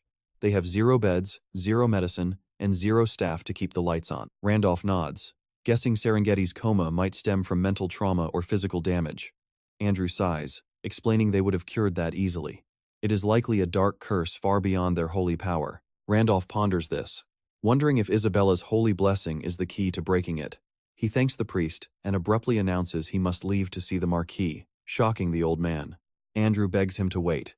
The broken Marquis has shut himself away and refuses visitors. He offers to arrange an audience in a few days as a thank you for the massive donation, but Randolph simply replies that he is on a tight schedule. Tells him not to sweat the money since he already got his answers. Suddenly, a messenger bursts in, shouting for Father Andrew with orders to bring the wealthy donor straight to the lady. Talk about fast service. Randolph chuckles and starts to leave, but the priest calls out, thanking him for his help regardless of the reason. Randolph jokes that it was not even his money anyway, but the priest clarifies he is thanking him for helping Sister May. Randolph smiles, softly saying it is good to see Andrew again. The priest stands there, utterly confused. Soon, at Marquis Weiser's palace, Isabella and Hudson face the guards while Randolph gets escorted to a massive dining room. The Marquis sips his tea, staring coldly at his guest. He silently wonders if this young man really just threw a massive 100,000 gold coins at the church, sizing him up as some eccentric noble. Weiser offers a stiff apology for the sudden summons, introducing himself as the master of this realm. Randolph silently notes how drastically the legendary knight has aged. Weiser was once an absolute legend, a master swordsman renowned across the continent. Thanks to his training, his daughter Serengeti managed to awaken her star and transcend. She became one of the continent's strongest warriors. This easily secured the Weiser family's power inside the Balderan kingdom. In exchange for that glory, Weiser had sworn his eternal loyalty to the Night King. He was a man who answered steel with steel and kindness with devotion. But Randolph wonders if that honorable heart has completely withered away. The Marquis cuts straight to business. His territory is broke, so he wants to propose a mutually beneficial deal. Randolph flatly declines, calmly stating he is only here to cure Serengeti. Wait, did he really just say that? Weiser freezes in shock, before bursting into a dark, hysterical laugh. He sneers, mentioning how scammers all over the continent know that bringing up his daughter is the easiest way to make him throw money around. He slams his fist on the table, demanding to know how much cash this new con artist wants. He yells that he has been bleeding dry by swindlers, asking what else he could possibly offer. Calling it a waste of time, he orders his guards to gouge out the liar's eyes. But Randolph calmly tells him to sit back and listen. He explains there is a genuine chance he can save her. Weiser scoffs at the bold claim, demanding to know what his real angle is. Randolph replies that he is simply settling an old debt while collecting another. He introduces himself as the true successor to Wilhelm, the legendary Night King. In exchange for answers, he will wake his daughter up. Weiser just chuckles. The nerve of this kid claiming to be the Night King's successor. Sick of all the fake successors running around, the Marquis orders his men to execute Randolph and his two friends outside. As a guard steps forward, sword drawn, Randolph just coldly cuts him down with a single look. Slamming his teacup onto the table, he effortlessly blocks the guard's blade. Randolph demands they prepare the arena to prove once and for all that he is Wilhelm's true heir. While Weiser watches the drama unfold from above, the two face off in the arena. Hudson wonders what kind of madness led to this duel, but Isabella just shrugs. The guy has always been completely unpredictable. Randolph just stretches his neck, ready to rumble. Randolph sizes up his opponent. The guard is rocking high-tier armor, blessed by a high-level priest, completely geared up for war. The soldier asks if he is actually the Night King's successor, telling him to confess his lies now and beg for mercy while he still can. But Randolph does not care. He just warns the guard to keep his promise and never tell a soul who absolutely thrashed him. Swearing on his knightly honor to keep the secret, the soldier lunges forward with a sharp thrust, eager to test the skills of this self-proclaimed heir to the legendary Night King. Randolph barely evades, noting the guy is surprisingly quick. The swordsman instantly pivots his blade, aiming for a clean decapitation as our hero dodges again. Randolph realizes that even though the Great Expedition wiped out most high-tier knights, this regular guard still has better stats than him. Throw in that overpowered gear, and he cannot afford to play around. The knight locks down Randolph's sword to block his draw, unleashing a brutal overhead strike. As the blade comes crashing down, Randolph grits his teeth in pure anger and blocks the hilt directly with his forehead. The crowd gasps at the sheer insanity of blocking a sword with his face. This guy is not some fake, he is an absolute madman. Meanwhile, Randolph just glares back with pure, unadulterated hatred. Watching from above, Weiser admits the kid has decent moves, but dismisses them as cheap tricks. He has seen plenty of clout chasers pretending to be the Night King's heir, but true royal swordsmanship is impossible to fake. It defies all human logic. Unless this kid pulls off a miracle technique, he is just another fraud. Parrying the relentless strikes, the guard admits Randolph is unlike the usual trash. The kid definitely has some real talent. He offers Randolph a chance to confess, join his ranks, and receive the Lord's forgiveness. But Randolph scoffs, saying the guy is way too cocky just because he has a slight advantage. The soldier snaps back that orders are orders. The knight admits he takes no pleasure in this, but Randolph shuts him up with a sudden high kick. Drawing his own blade, he promises to show off some overpowered gear of his own before lunging. Caught off guard, the soldier watches as Randolph tosses Michaela's sword aside, drawing two extreme iron twin blades instead.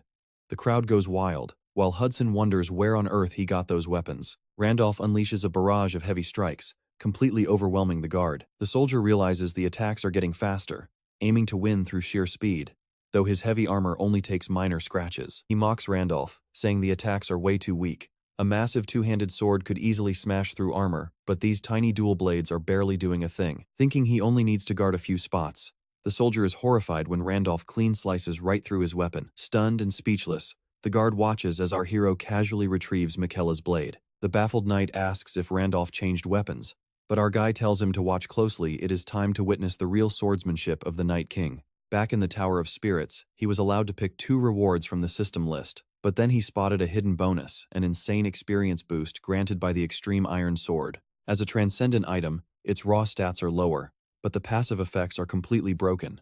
By selecting both rewards, he triggers the Extreme Set bonus. He locks in the weapons, instantly leveling up his entire skill set. Best of all, he can tap into his constellation's memories, directly recreating the legendary swordsmanship of Wilhelm himself. Snapping back to the present, Randolph continues his relentless assault. The guard tries desperately to block the incoming storm, but Randolph utterly shatters his guard. Terrified, the soldier struggles to comprehend this insane footwork as he falls completely behind. Realizing he needs to back off and reset, the guard tries to jump away, but Randolph is already closing the gap, mocking him by asking how it feels to be trapped in invisible threads. Whenever the soldier tries to overpower him, Randolph counters with the heavy two-handed blade to throw him off.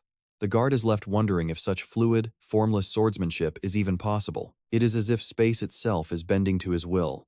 Faced with something so utterly beyond comprehension, the spectators are left frozen, unable to do anything but watch in awe. This sheer terror paralyzes everyone in the arena, especially the knight facing him. With a perfect slash from the Sword King's secret technique, the world-destroying blow, the dust begins to settle. Randolph maintains his ready stance, but the defeated soldier simply drops his weapon.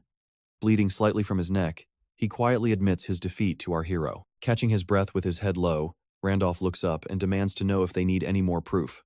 As the secretary panics, Weiser turns to Lucas, ordering him to treat Randolph with absolute respect, because this man is indeed the true successor of the legendary Wilhelm. Later, inside the mansion's quiet clinic, Serengeti lies unconscious as the Marquis explains she has been comatose since the Great Expedition. He tried everything to wake his daughter, from rare elixirs to world-class healers, but the curse is just too strong. Randolph stands quietly, staring down at her. Activating his great sage ability, he confirms his suspicions she is suffering from the Demon King's curse. Normal holy magic from the Saint or Holy Emperor cannot touch this, but a stellar energy exorcism just might. Weiser accepts his diagnosis, desperately asking if there is any way to wake her.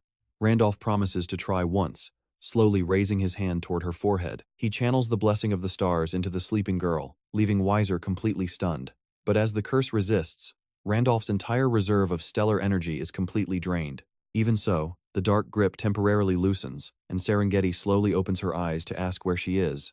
Weiser grits his teeth in disbelief, leaning close to ask if she is actually awake. She speaks softly, but instead of answering her father, her eyes immediately find Hudson. Confused and hurt, the Marquis demands to know who this man is, as Hudson grits his teeth, holding back tears. Calling out her name, Hudson begs for her forgiveness for being so terribly late. He thought that just keeping her alive was enough, hoping that climbing the ranks to become a council member would finally earn her father's respect. He would have gladly become her legs if she could no longer walk, devoted to caring for her forever. He truly believed that as long as he never gave up, a miracle would find them one day. But now he realizes that was just arrogant greed. Time is running out, and Serengeti's pale face shows she is still slowly fading away as her life force drains. The once powerful arms of a skilled warrior now look like frail, dry branches.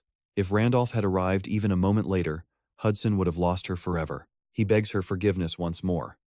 Weiser demands to know what this emotional man is to his daughter, but Randolph cuts in, telling Hudson to calm down because the curse is still far from broken. The Marquis panics, asking if she will fall back into her coma. Our hero explains he can only stabilize her temporarily, and fully purging the curse will require finding another star. He needs massive amounts of stellar energy to completely break the spell. That means he must either level up or retrieve the 5 lost stars immediately. Thanks to his successor class's secret effect, he can read the memories of each star's previous owner, making it vital to recover them before someone else claims them forever. Our boy has already snagged 1 shard, leaving only 4 to go. Time is ticking, and he desperately needs the truth from Serengeti about how he died. So, he kicks everyone out of the room for some very important, totally private, face-to-face time. Meanwhile, in the dining hall, the Marquis and Hudson are having a chat. Weiser asks if they actually promised to get hitched, and Hudson awkwardly confirms it, apologizing for introducing himself so late. But the Marquis just sighs heavily. Sure, he is happy Hudson came all this way for his daughter, but there is a massive catch. He tells the poor guy he can never see her again. Hudson pleads his case, saying he will join the council soon to prove he is worthy. He just begs for 1 shot, but Marquis Weiser shuts him down. Status is not the issue here. The fallout of that massive expedition was just too brutal. Rebuilding Serengeti's knights cost a fortune, basically reducing them to beggars. That is when the House of Duke Cyan stepped in, a family so ridiculously rich and powerful, they practically rival the king of the Valen Kingdom himself. The Duke lent them a crazy amount of cash, but with one massive catch they had to hand over Serengeti.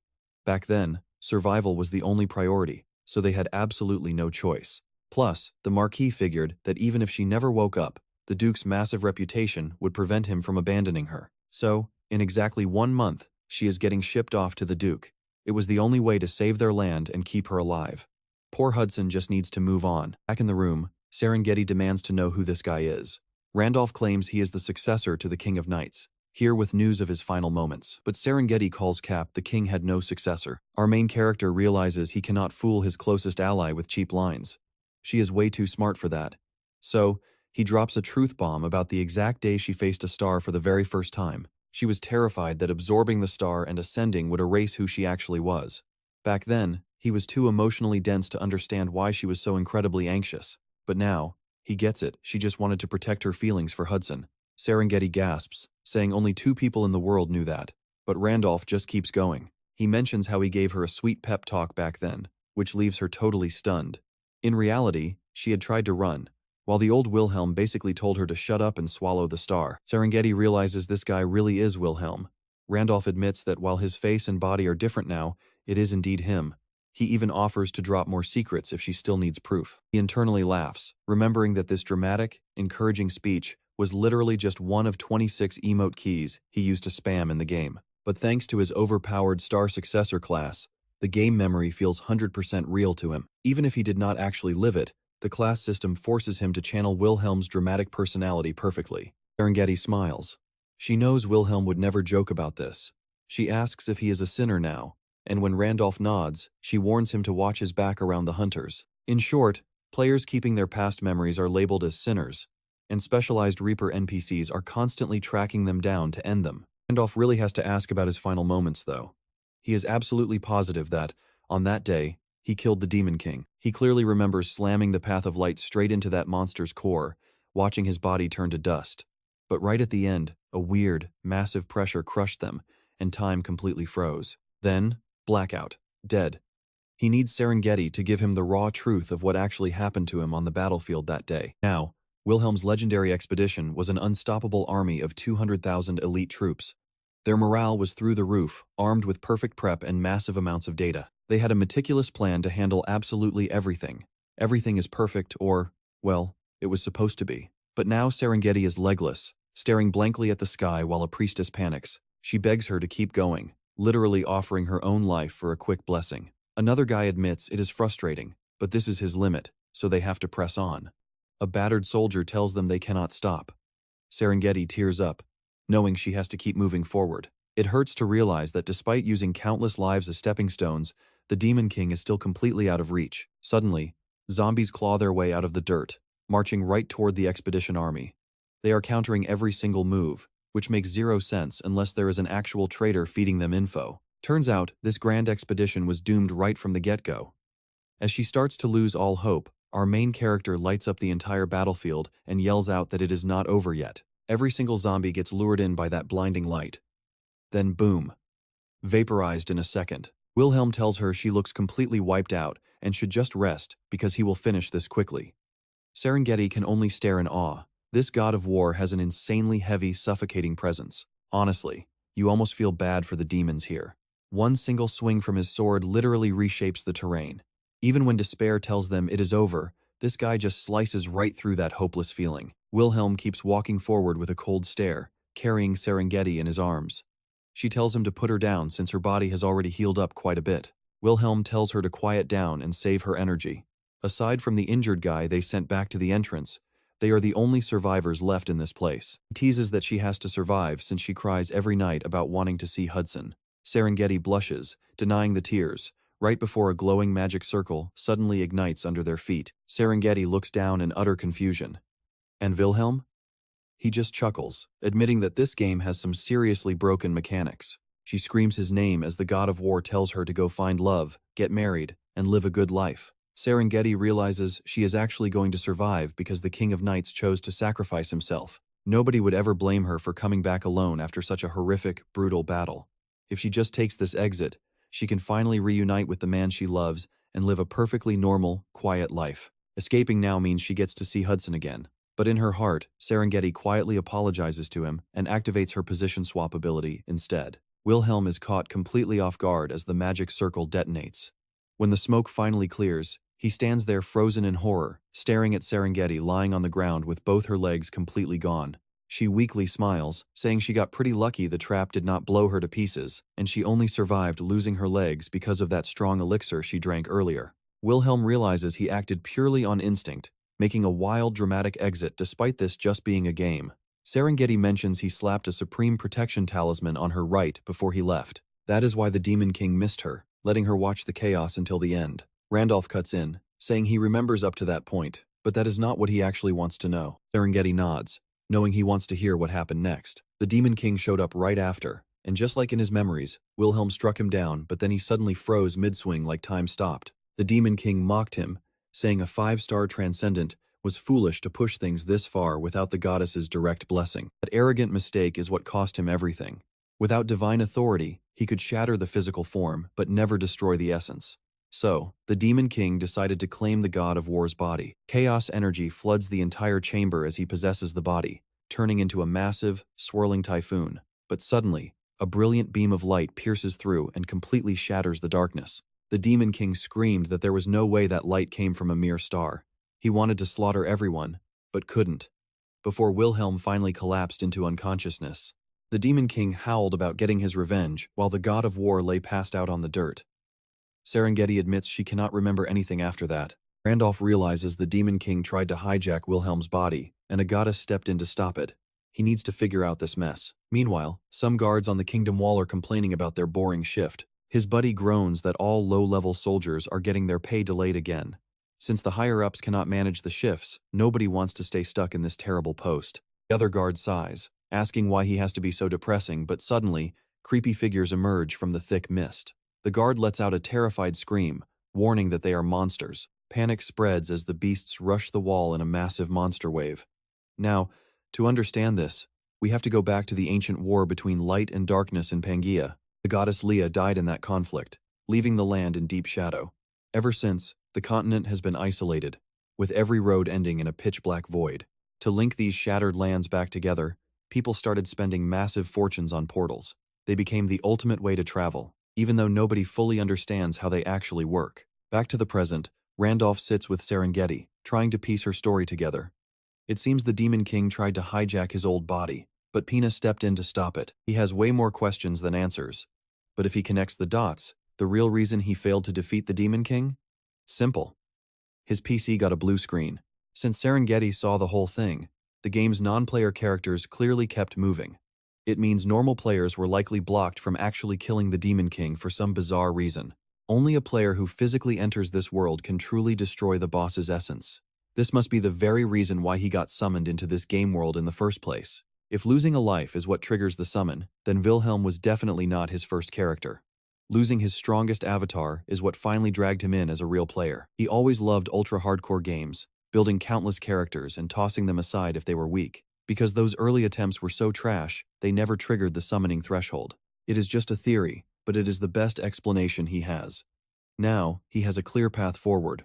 First, he has to deal with the rats who sabotaged his expedition from the inside. There is a solid chance the traitors are those famous 8 heroes he knows nothing about.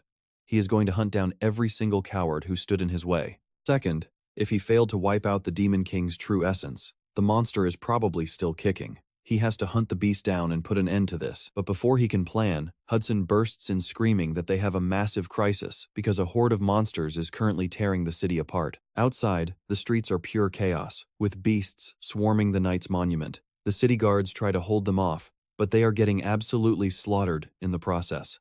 Isabella points out that a raid of this scale has to be a monster wave from a nearby portal. Randolph realizes that greedy Marquis Weiser actually cut the maintenance budget for them. Knights charge on horseback, desperately fighting back with lances and swords. Randolph spots the mastermind and yells out Marquis Weiser's name. The Marquis spins around, calling him Wilhelm's successor, shocked that he is still here. Randolph immediately demands to know what is going on, and Weiser points to the blazing chaos. The Marquis panics that monsters are destroying everything because all 3 gates to the east, south, and west failed. Hudson groans at the triple threat, and Randolph calls it sheer madness. The Marquis swallows his pride and desperately begs him for help, promising that protecting the city will yield massive honor and heaps of experience. Plus, he promises the reward will scale up nicely depending on how fast he can clear out the trash. Randolph wonders if Weiser has completely lost his mind. The guy is literally begging because saving the city with their current trash forces is just impossible. Hudson practically begs for help in Serengeti's territory, but Isabella points out they can't let emotions run the show. Meanwhile, Randolph realizes this is the absolute worst-case scenario. Right now, they are only fighting standard monsters and barely holding on. But if 10 minutes pass and a hybrid spawns, they are all dead meat. That thing is way out of their league. The only way to stop that nightmare is to smash all 3 portals within 10 minutes. Too bad they don't have anywhere near enough firepower to pull that off. The regular soldiers are stuck defending the city walls, leaving just the knights and our main trio to blast through a massive wave of monsters. It is a massive gamble, but that golden scale shop upgrade is definitely tied to synchronization. The timing is pure garbage and they are totally unprepared, but skipping this quest is not an option. Honestly, there is no point throwing his life away for a lost cause. Standing in the thick smoke, Randolph tells himself to stay cool until a sudden scream pierces the air. Innocent people are screaming inside the burning buildings, getting slaughtered by mere goblins. The nasty little monsters are even backstabbing them as everyone tries to run for their lives. Kids are crying in the middle of this bloody mess. One girl begs for anyone to save them, and while Randolph watches with a cold stare, his fist tightens. Then, Weiser gets a sudden shock. He spots the young priest Andrew carrying a wounded man. Weiser yells at his knights to charge and protect the priest, swinging his golden sword to slice a monster in half. Weiser tells the priest to grab a horse since they can't save everyone, and they need their healer alive. But Andrew refuses just as a sneaky goblin creeps up on his side. Andrew panics, but Isabella cleanly takes out the goblin first. Weiser is stunned by her timing. Andrew calls out to his sister, but the other two step up to join them. Randolph warns them that this is going to be hell, so anyone wanting to chicken out should leave now. Hudson stays to protect Serengeti, and Isabella jokes that life is never peaceful anyway. Randolph laughs and says he actually really needs their help. This is a suicide mission no sane person would take, and there is no way they finish it with the city in ruins.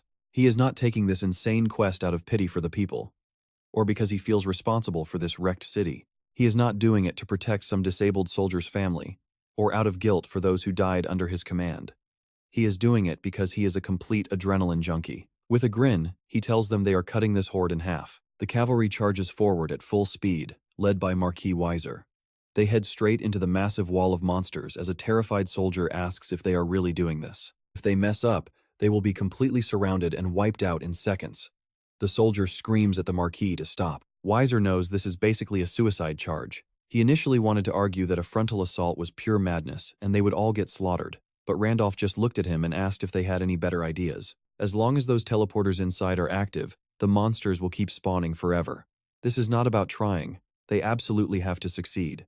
Randolph promises to clear the way for them. No matter what, there is no retreating. Weiser roars for his men to keep their speed up, just as a giant monster slams a massive tentacle right in front of them. Weiser decides to put all his faith in Randolph, the true successor of Wilhelm. Randolph chuckles at how the old man just charges blindly, realizing they are finally in range. He hurls his spear, cleanly cutting off one of the giant octopus tentacles. As the beast panics, Randolph activates his teleport book to summon the druids straight from the Bastrock forest. The High Druid announces they are here to repay their debt to him. Suddenly, a deadly rain of arrows pours down on the monsters, leaving Weiser completely baffled. Hudson yells that the druids are backing them up, praising Randolph for keeping such a crazy ace in his pocket.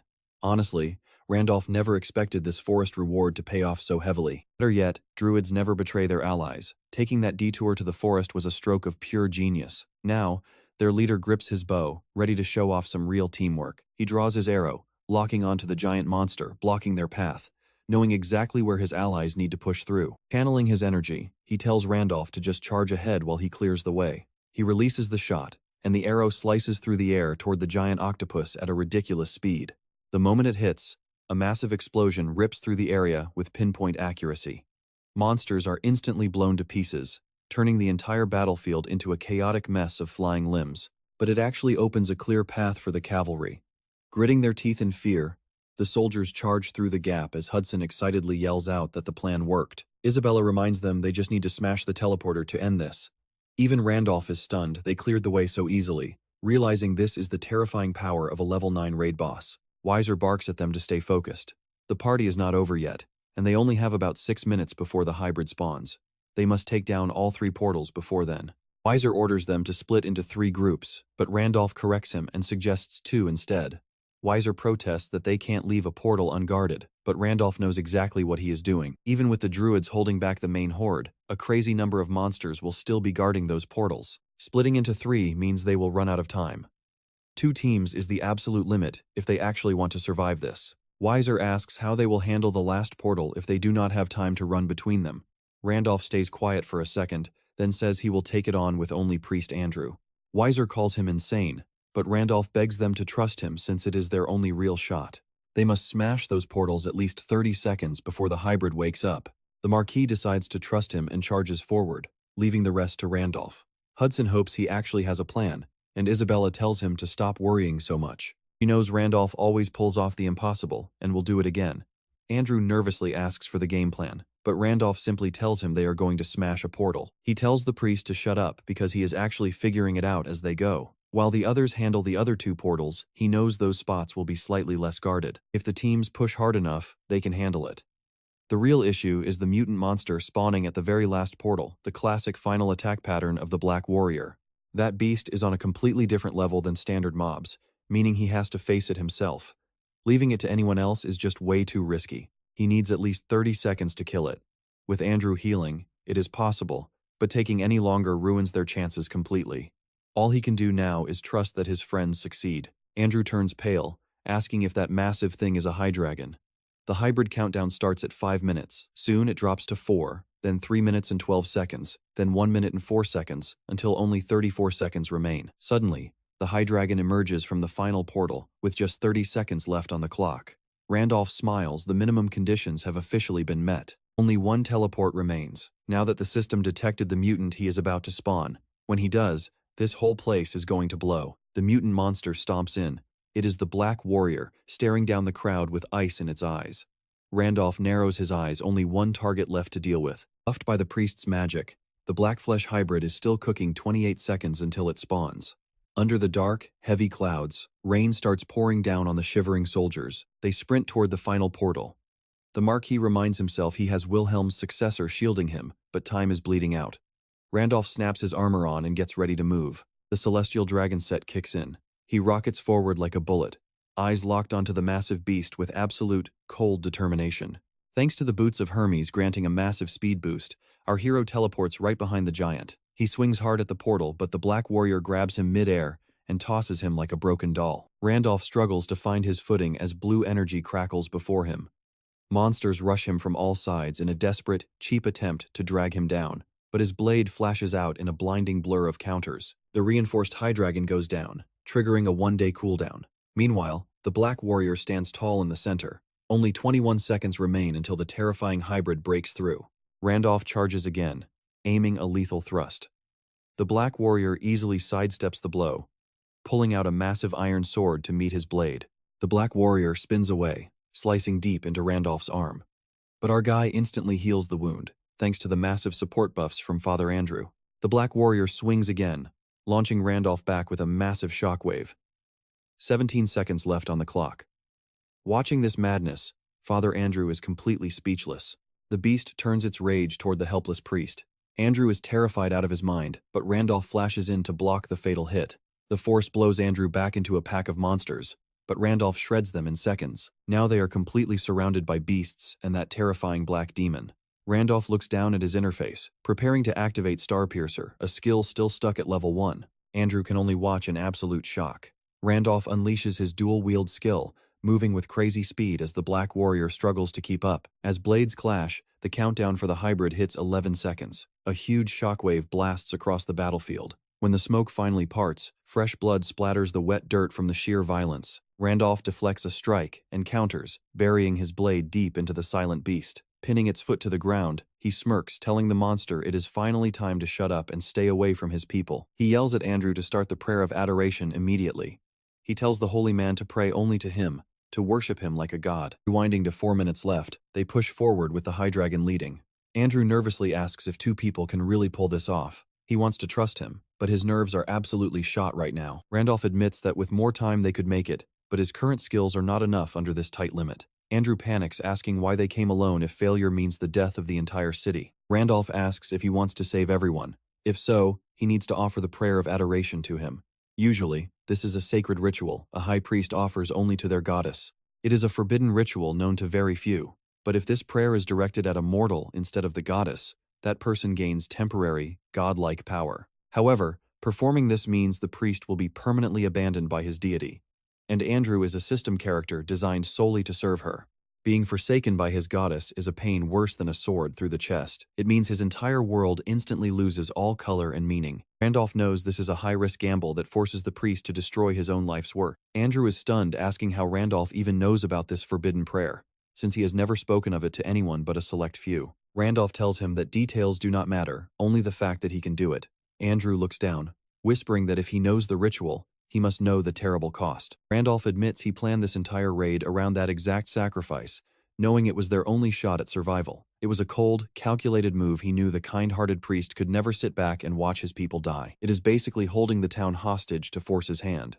Yet, instead of being angry, Andrew actually thanks him. Tears stream down his face.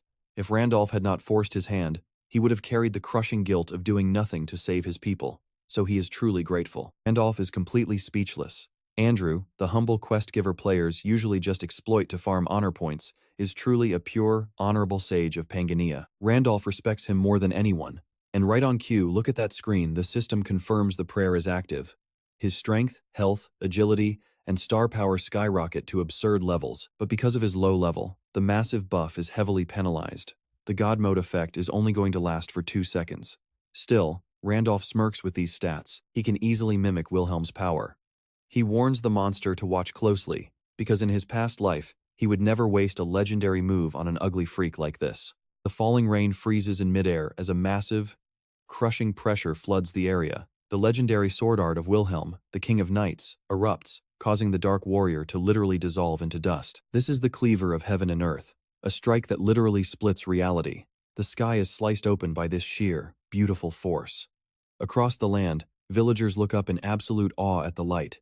Andrew stares in absolute disbelief. Randolph turns to the old priest, telling him that he is the one who saved the town, right before he shatters the portal. Clocking in at 9 minutes and 59 seconds, and loaded with massive buffs, Randolph officially seals the rift.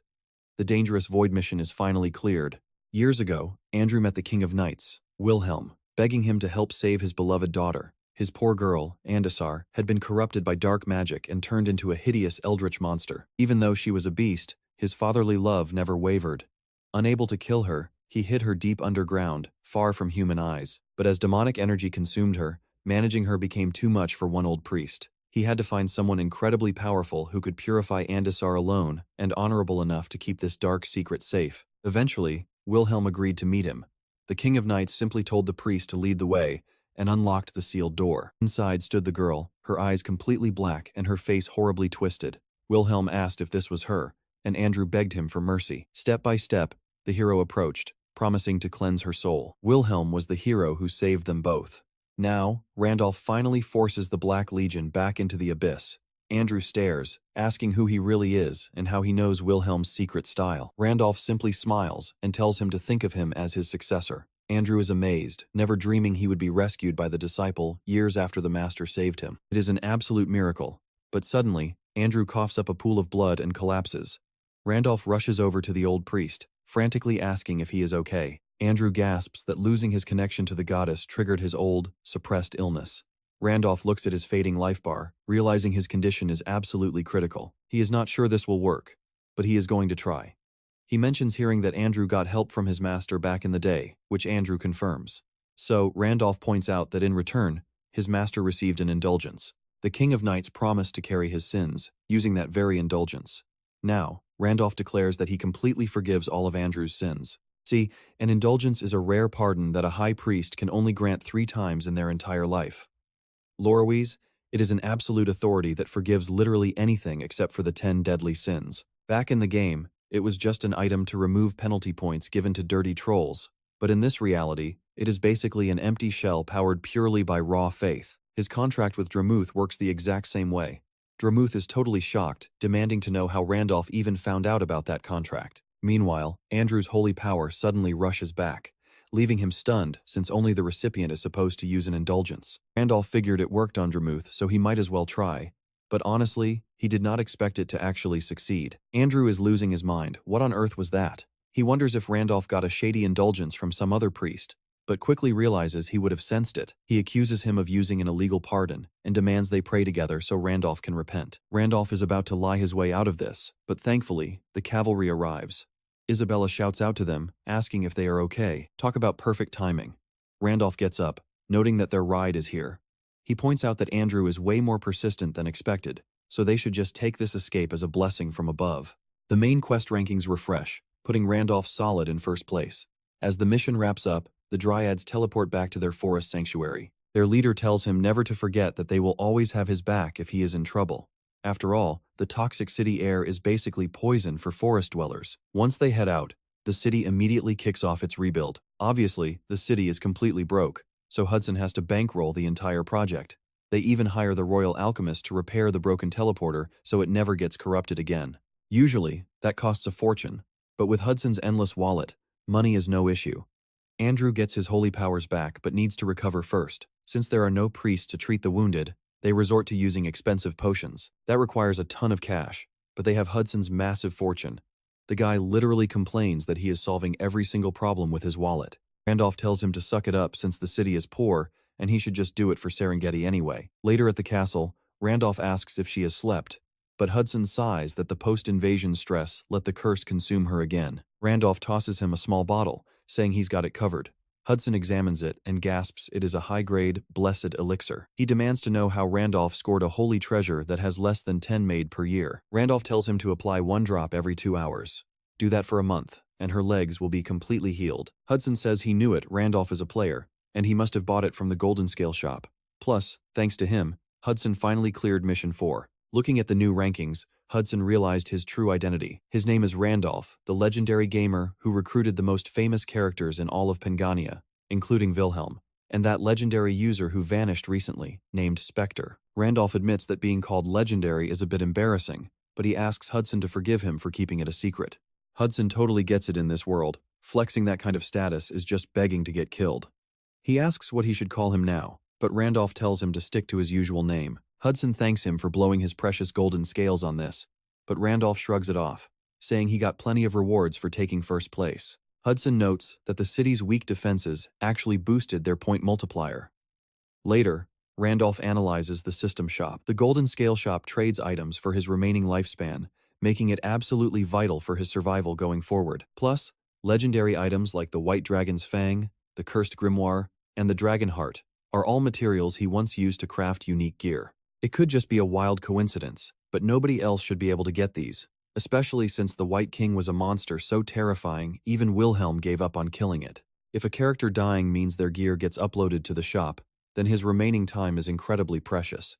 He needs to rush to the next mission immediately, so Randolph prepares to leave, telling Hudson to look after Serengeti. But Hudson stops him with bad news. It seems Marquis Weiser took a massive bribe and promised to ship her off to the duchy very soon. On top of that, Maxim, one of the 8 great heroes, is backing this move, and there is currently no way to stop them. Randolph remembers Maxim as some trash mercenary he hired during his old expedition, a complete coward who ran away in the swamp. Honestly, he was planning to hunt down those so-called 8 heroes eventually anyway. Looks like he will get to deal with one of them sooner than expected. Randolph tells him to just buy as much time as possible, assuring him that if they handle Marquis Weiser right, they can stall it. He promises to get back fast, urging him not to hand Serengeti over. Randolph adds that while Hudson might not be a fighter, he is the only person she truly trusts right now. Hearing that she relies on him completely catches Hudson off guard. He is too stunned to say much, simply quiet as he wishes Randolph a safe journey. The next morning, Randolph finds himself dressed in incredibly fine clothes. He thanks Weiser for going all out, but the Marquis brushes it off as a simple parting gift and wishes him a safe journey. Randolph tells him to discuss the rewards directly with Hudson, who will handle the payments. With that settled, they make their way to the monument in the city center. Randolph stares at the list of names carved there because of his actions: James, Noah, Lucas, Jacob, and Zion. They were heroes who fought braver than anyone. May they rest in peace. It is a bit late, but he quietly offers them his deepest thanks. 500 brave knights are laid to rest, and Randolph begins reaping his massive quest rewards. Meanwhile, back in the kingdom, a knight asks about the promised rewards. The Marquis explains they will send massive payouts to the families of all those fallen knights. 10,000 gold per family is an absolute fortune, but the Marquis happily notes that Hudson is paying for it. Nearby, Isabella asks where they are heading next, and Randolph vaguely replies that he follows the stars. He adds that they have to recruit another key member first, leaving Isabella shocked. But Randolph is serious. This guy is absolutely necessary to beef up their party's damage. Just like Isabella once was, this guy is another incredibly strong character. Randolph totally neglected in the game Isaac, the lightning cutter. Cut to a few days later, deep inside the dead silent underground tombs of the Crow Cemetery. A hideous flesh beast crawls out of the shadows. Naturally, Randolph absolutely obliterates the dungeon boss, obtaining the clearing loot, a broken 9 o'clock golden scale, and an evolved corpse crow core. Randolph laughs that it dropped on his very first attempt. When Isabella asks what the heck it is, he explains it is the key to entering Cramdal, the infamous city of monsters where Isaac is currently hiding out. It is a monstrous metropolis ruled by the White King, the guardian deity of the North. Packed with high-intelligence beasts, mythical creatures, and unknown entities, it is an impregnable fortress that even the underworld lords dare not touch. Ordinarily, no human could ever step foot inside. But Randolph's hidden trait gluttony finally activates. Once he consumes that corpse crow core, the rules change entirely. The eating process wraps up, triggering a massive evolution. The core's toxic miasma is instantly crushed by his giant resistance and the monarch's heart. Thanks to the Lord of Wounds, the mastery of his newly evolved trait spikes, completing the transformation. His gluttony trait officially evolves into the King of the Corpse Crows, allowing him to summon more minions based on his current sacred power. Randolph is seriously impressed. He never expected such a perfect transformation, way better than any basic shapeshifter's mimicry. He realizes this core keeps up the disguise, meaning if it breaks, the illusion is totally shattered. The girl asks what happened to his face.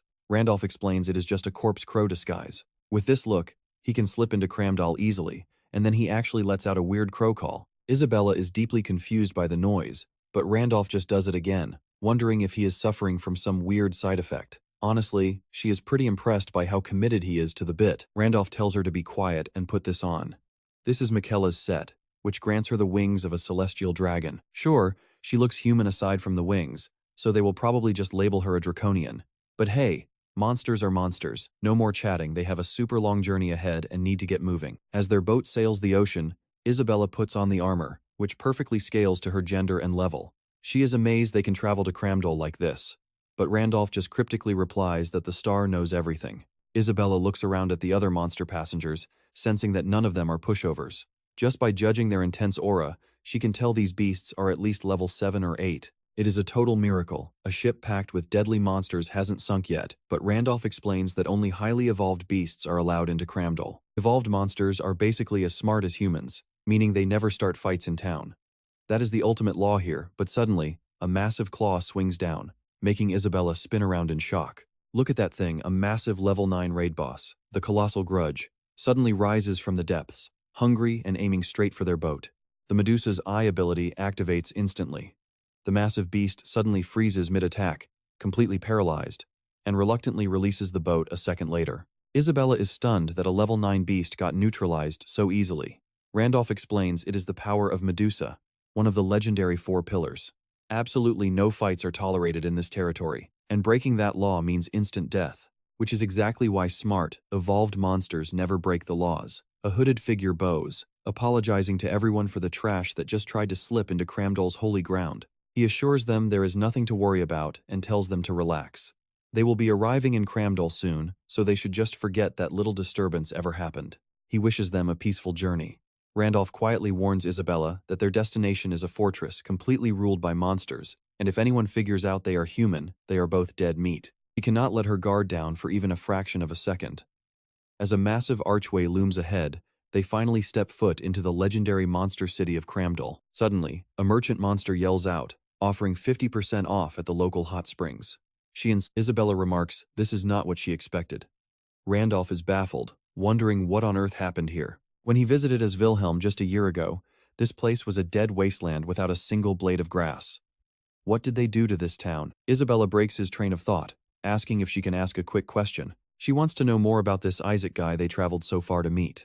Turns out, Isaac the Lightning Cutter is a notorious wanted outlaw with a massive rap sheet across the continent. At best, he was robbing wealthy nobles and priests from the Order of the Goddess. At worst, he was a mercenary who actively pillaged the supply lines of his very own allies, and that is just the start. He literally assassinated city leaders, froze fast travel gates to trigger devastating monster waves, and was the mastermind behind completely wiping out a massive mining city. Basically, he is the most dangerous criminal in the entire history of Pangaea. Isabella dryly notes that Randolph sounds almost proud of him, but she gets it, the guy is basically a human monster. Randolph quietly sweats, thinking that if he had to defend his past actions, he only did those wild things as a form of protest because he was worried about the dropping player count. Of course, he had no idea back then that Pangaea was actually a real, broken world. He assures her Isaac will make an amazing ally, but Isabella coldly promises that if this psychopath even blinks wrong at Randolph, she will end him. Randolph finds that pretty comforting. The girl asks what he looks like. He has a lightning-shaped scar on his forehead, bright golden hair, and matching dragon wings just like yours. Right on cue, Randolph spots a guy standing in a nearby alley who fits that description perfectly. Can you believe this is him? The guy is literally screaming that his bath is the absolute best.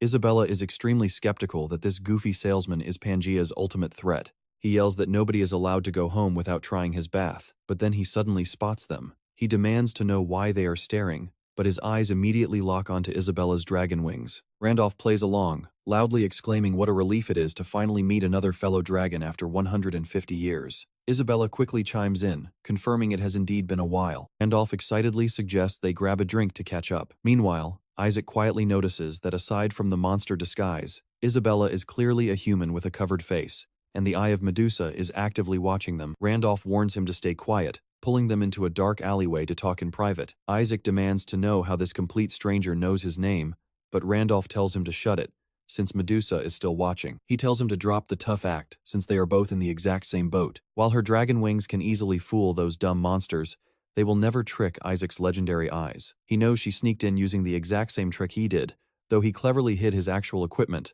leaving only his wings visible. Isaac used an invisibility potion to completely conceal his gear, but that trick is totally useless against Randolph, who can easily see every single item the guy is wearing. He whispers that no matter how hard Isaac tries to hide Michaela's armor set, it cannot escape his vision.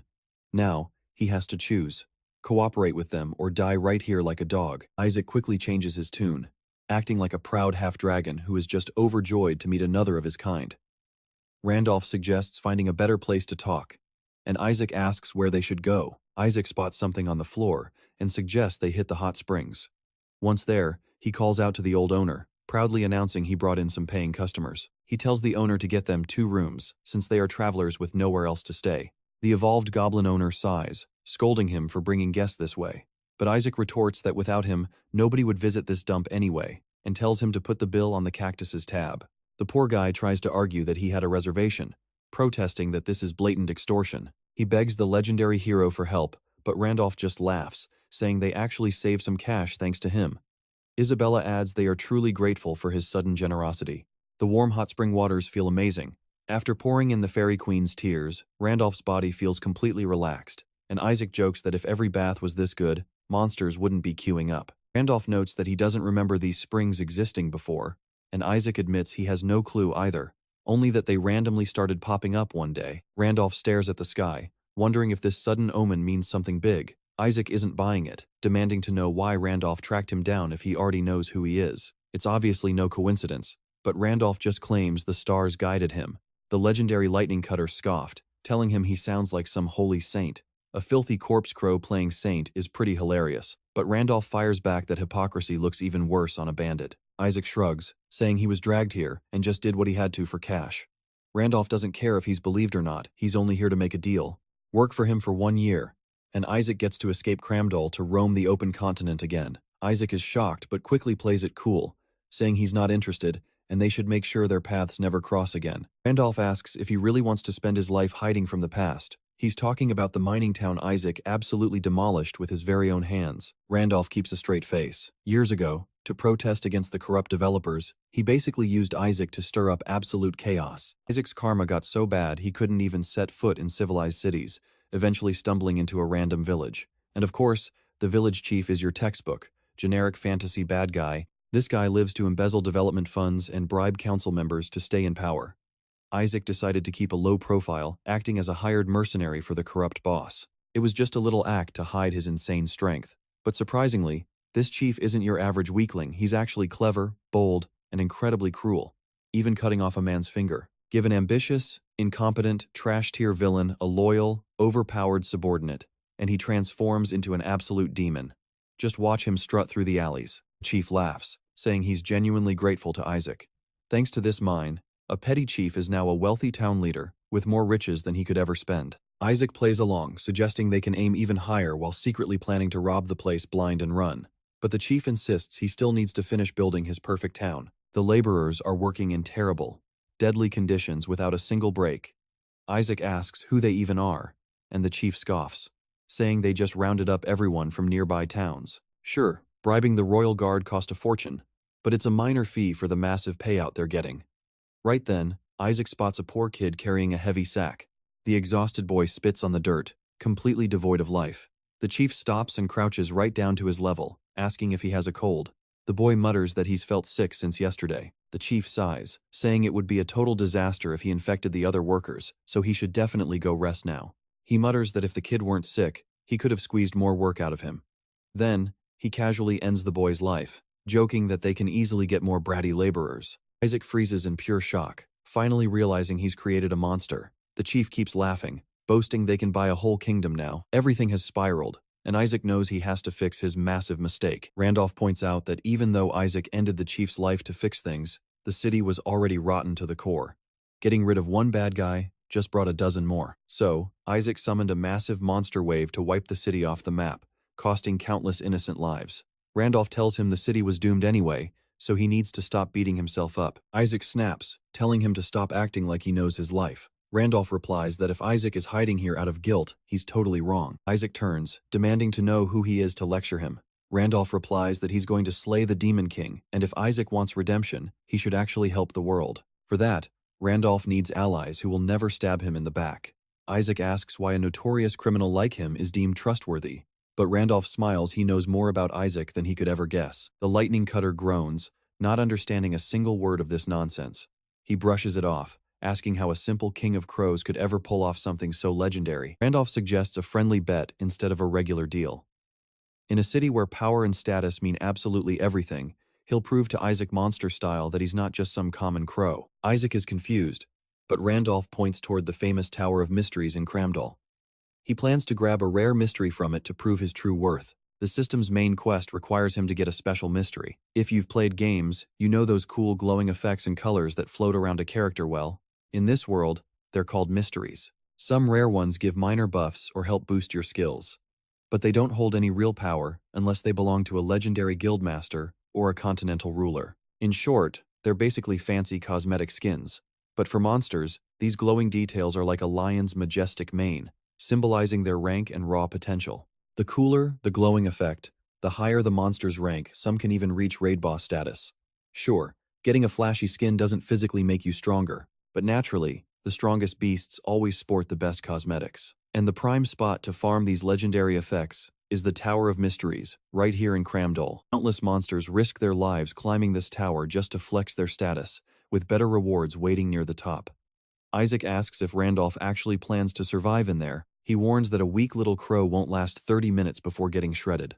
Randolph just chuckles, saying that would be a tragedy, while Isaac tells him to do whatever he wants. The tower opens in 2 days, and if Randolph succeeds, Isaac has to join him as a loyal companion.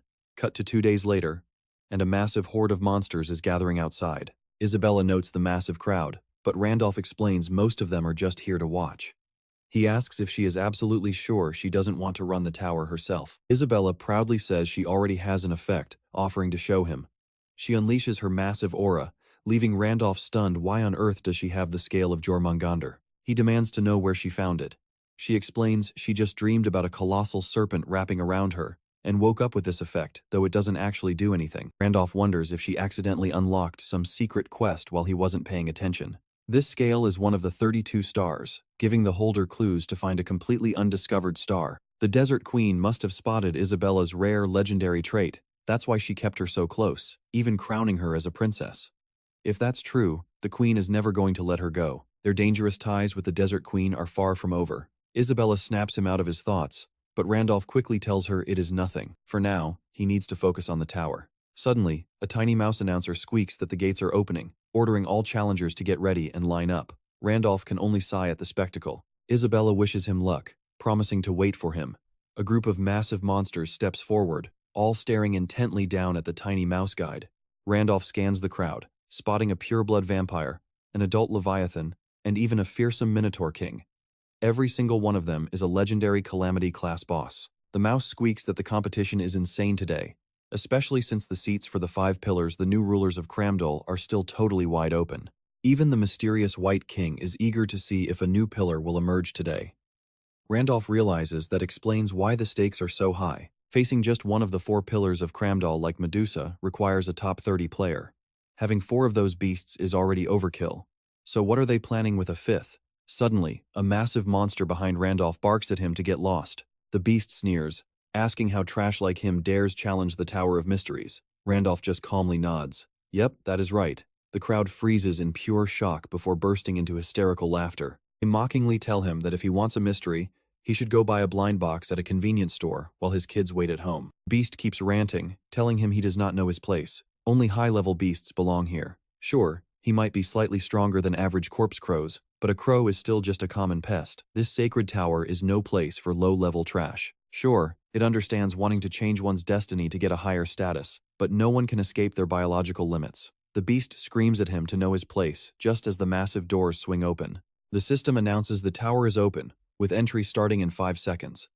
Randolph mutters that the guy talks way too much. With 4 seconds left, the arrogant monster is utterly stunned when Randolph casually calls him a pathetic maggot. The countdown hits 2 seconds.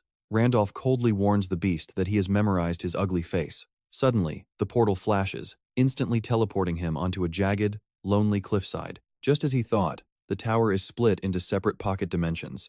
Luckily, nothing has changed since his last visit. He remembers that this tower was the only place where he failed to get the ultimate reward back when he was Wilhelm. Back then, info was non-existent since he was the very first challenger. Not knowing that a second attempt was impossible, he had foolishly stopped halfway through. But things are different now.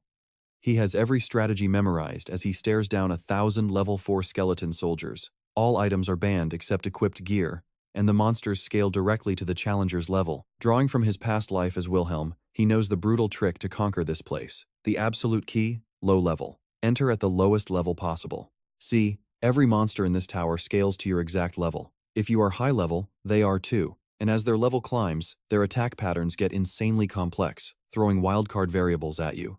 Of course, just being low level is not enough. He needs absolute, godlike stats that shatter the average limits for his current level, and he must meet the strict requirements. Let's be real, without over 200 talents, the crazy stats, and those 13 hidden traits, reaching Cramdol would have been a total pipe dream anyway. The system alerts him that he can summon the Corpse Crow, with its damage scaling directly with his sacred energy. As the dark birds swarm out, Randolph focuses on the second crucial element, his class. This was exactly why he chose the Crow Core.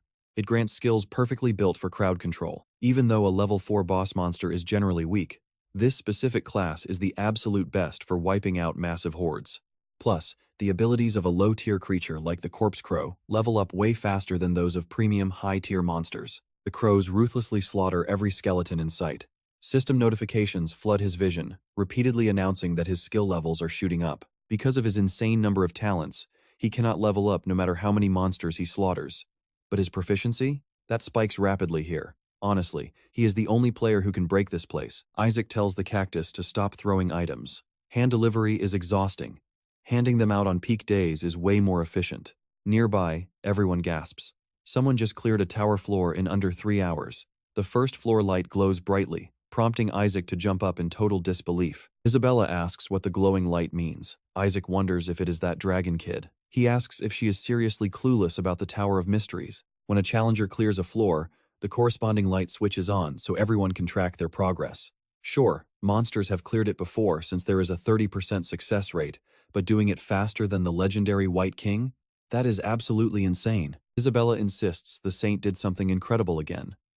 Isaac asks why she is so sure, since no one knows the challenger's identity until they exit. Isabella points out that he literally just said, this speed was unprecedented. It has to be him.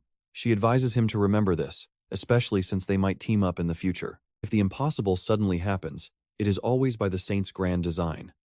Meanwhile, deep inside the tower, a massive minotaur sits meditating in his private chamber. Meet Gunji, one of the 4 great warriors. A subordinate rushes in to report that the tower's first light is glowing. Gunji grunts, admitting that was fast. He prays a worthy challenger has appeared, because he refuses to suffer another humiliating defeat. 2 years ago, the four great warriors were utterly crushed by a single human named Wilhelm. Strangely, that human chose to spare his life. He probably did it to use them as bait to draw out the White King.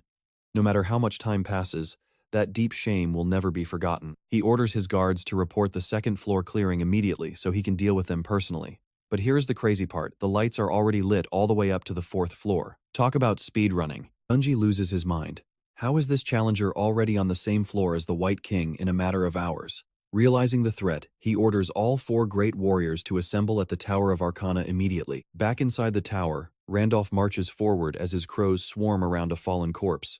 Suddenly, his summoning skill maxes out, transcending into advanced summoning. Having cleared the 4th floor, the system offers him the ultimate prize, the transcendent mythic Arcana. But if he declines, he can ascend to a much harder trial. Randolph rejects the prize and pushes to the 5th floor. Teleportation begins, with the destination determined by his racial stats. He is left wondering what that even means. The system starts calculating his total stats. Void is unknown level, Druid is level 10, Celestial is level 20, and Corpse Crow is level 5. His total hits 55 points, triggering the tower's ultimate hidden condition. The Tower Master sends a secret quest, offering him a shot at the legendary mythic tower. Randolph is genuinely intrigued. If he declines, the quest vanishes and he drops back to a regular floor. He realizes this is completely uncharted territory, a hidden mythic floor that even his past self, Wilhelm, never managed to explore. It would definitely grant a massive, god-tier reward, but taking such a massive risk seems reckless. But then, a sudden realization hits him. In this entire world, he is the sole person to unlock this secret. What gamer could turn this down? A unique adventure. There is zero reason to hesitate. He accepts. Instantly, he comes face to face with 3 colossal, glowing skulls. The secret boss, the awakened skeleton soldier, has arrived. Monsters here copy the player's racial attributes, absorbing his druid and giant traits. Randolph realizes they are mirroring his own powers, leaving him totally blind to what they can actually do. Suddenly, the giant skeleton casts a druid spell, the Arrow of Light. Randolph is stunned but dodges the rapid-fire beams, landing firmly on a nearby boulder. Massive hands burst from the ground using Giant's Grasp. Randolph is almost caught, but he quickly unfurls his wings to fly out of reach, warily looking down from above. He realizes copying his attributes means they can use his own exclusive skills. Even for a hidden quest, this difficulty is completely broken. Steeling himself, Randolph draws his sword. The gods of the 100 stars suddenly take notice, turning their eyes to watch the show. Randolph grins, ready to face the massive barrage of light. Randolph chuckles. He never expected every single constellation in the temple to tune in at once. They are either dying of curiosity about his hidden quest, or they just want to watch him suffer. Then, a massive explosion erupts, swallowing the entire screen. Randolph takes to the sky again. Activating his star piercer, pure cosmic energy floods through his body for 70 seconds straight. Honestly, he wanted to play around a bit since this monster is entirely new to him. But it is time to wrap this up quickly. If he drags this out, those nagging constellations will never let him hear the end of it. Now all eyes are locked on him. Outside the tower, the crowd is losing their minds because the final floor just lit up. Everyone thought the place was empty. So who is up there? Whoever is up there must be an absolute powerhouse, some terrifying beast cruel enough to transcend all logic. Watching from the back, Isaac is in absolute denial. There is no way that Crow actually made it to the 5th floor. Even the White King failed to clear that. Suddenly, the sea of monsters parts as the 4 great warriors step forward. The Earth Dragon remarks that it has been ages since they all gathered, but the Snake Queen's correction is precise. It has been exactly 2 years and 87 days. Medusa just stays quiet. The Earth Dragon wonders what is actually going on, and Gunji admits he is clueless too, but some crazy beast is conquering the peak that even the White King could not touch. He refuses to believe anyone could surpass the White King or Wilhelm, but maybe a new rival has finally arrived.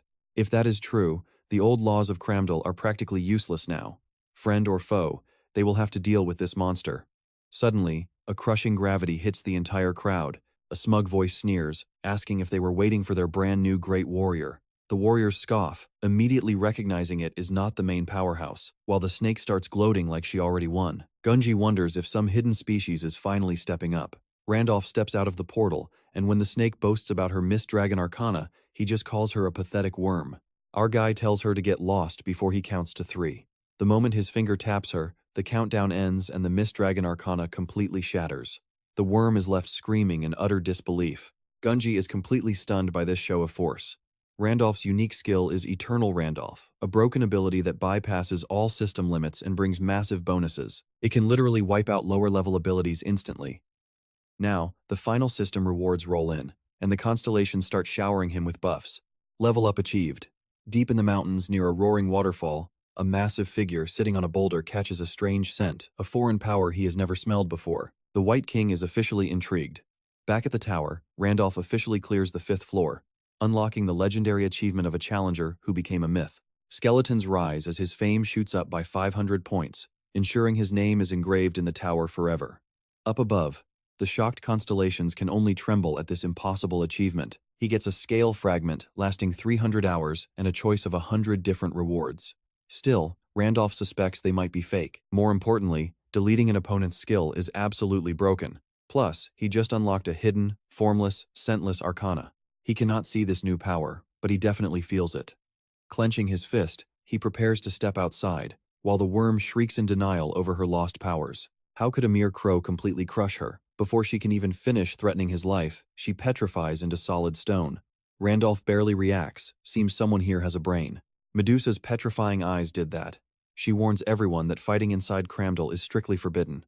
Gunji steps in, adding that this is the White King's law, and breaking it makes you a target. He asks if Randolph is an ally or an enemy. Randolph smiles, that depends on you. Gunji finds the attitude arrogant, but he cannot ignore Randolph's terrifying pressure. Backing down, Gunji says he wants to avoid a fight and simply wishes to report this new powerhouse to the White King. Randolph agrees to the meeting, but only on one condition: his crew gets to tag along to the White King's castle. As they march together, Isaac wonders how he got dragged into this mess. Randolph reminds him of his promise. He did swear to become his servant if Randolph proved himself, so keeping him close is only fair. Isabella asks if this meeting is truly necessary. Randolph shrugs. He has no reason to decline, and besides, there is something he wants. Gunji places a heavy hand on the massive doors.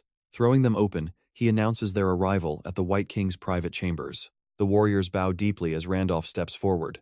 Sitting on his stone throne, the White King looks down, wondering if this fragile-looking crow really conquered the tower peak. Randolph boldly asks if he is the king, mocking him for having zero manners. Isaac nearly faints at the sheer disrespect.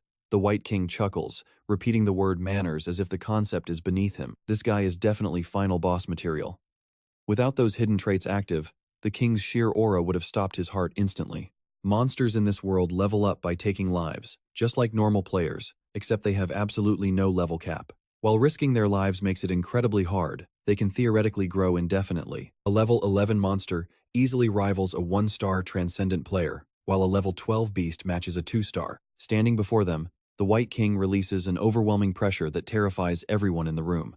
This suffocating aura crashes into Randolph, causing the distant sea to tremble. Instantly, the giant's passive anti-demon energy and the Iron Monarch's heart shield him from the pressure. This level 15 Tiger King is the undisputed ruler here, now that the previous powerhouses are gone. One wrong move and a single breath from the king could shred him to pieces.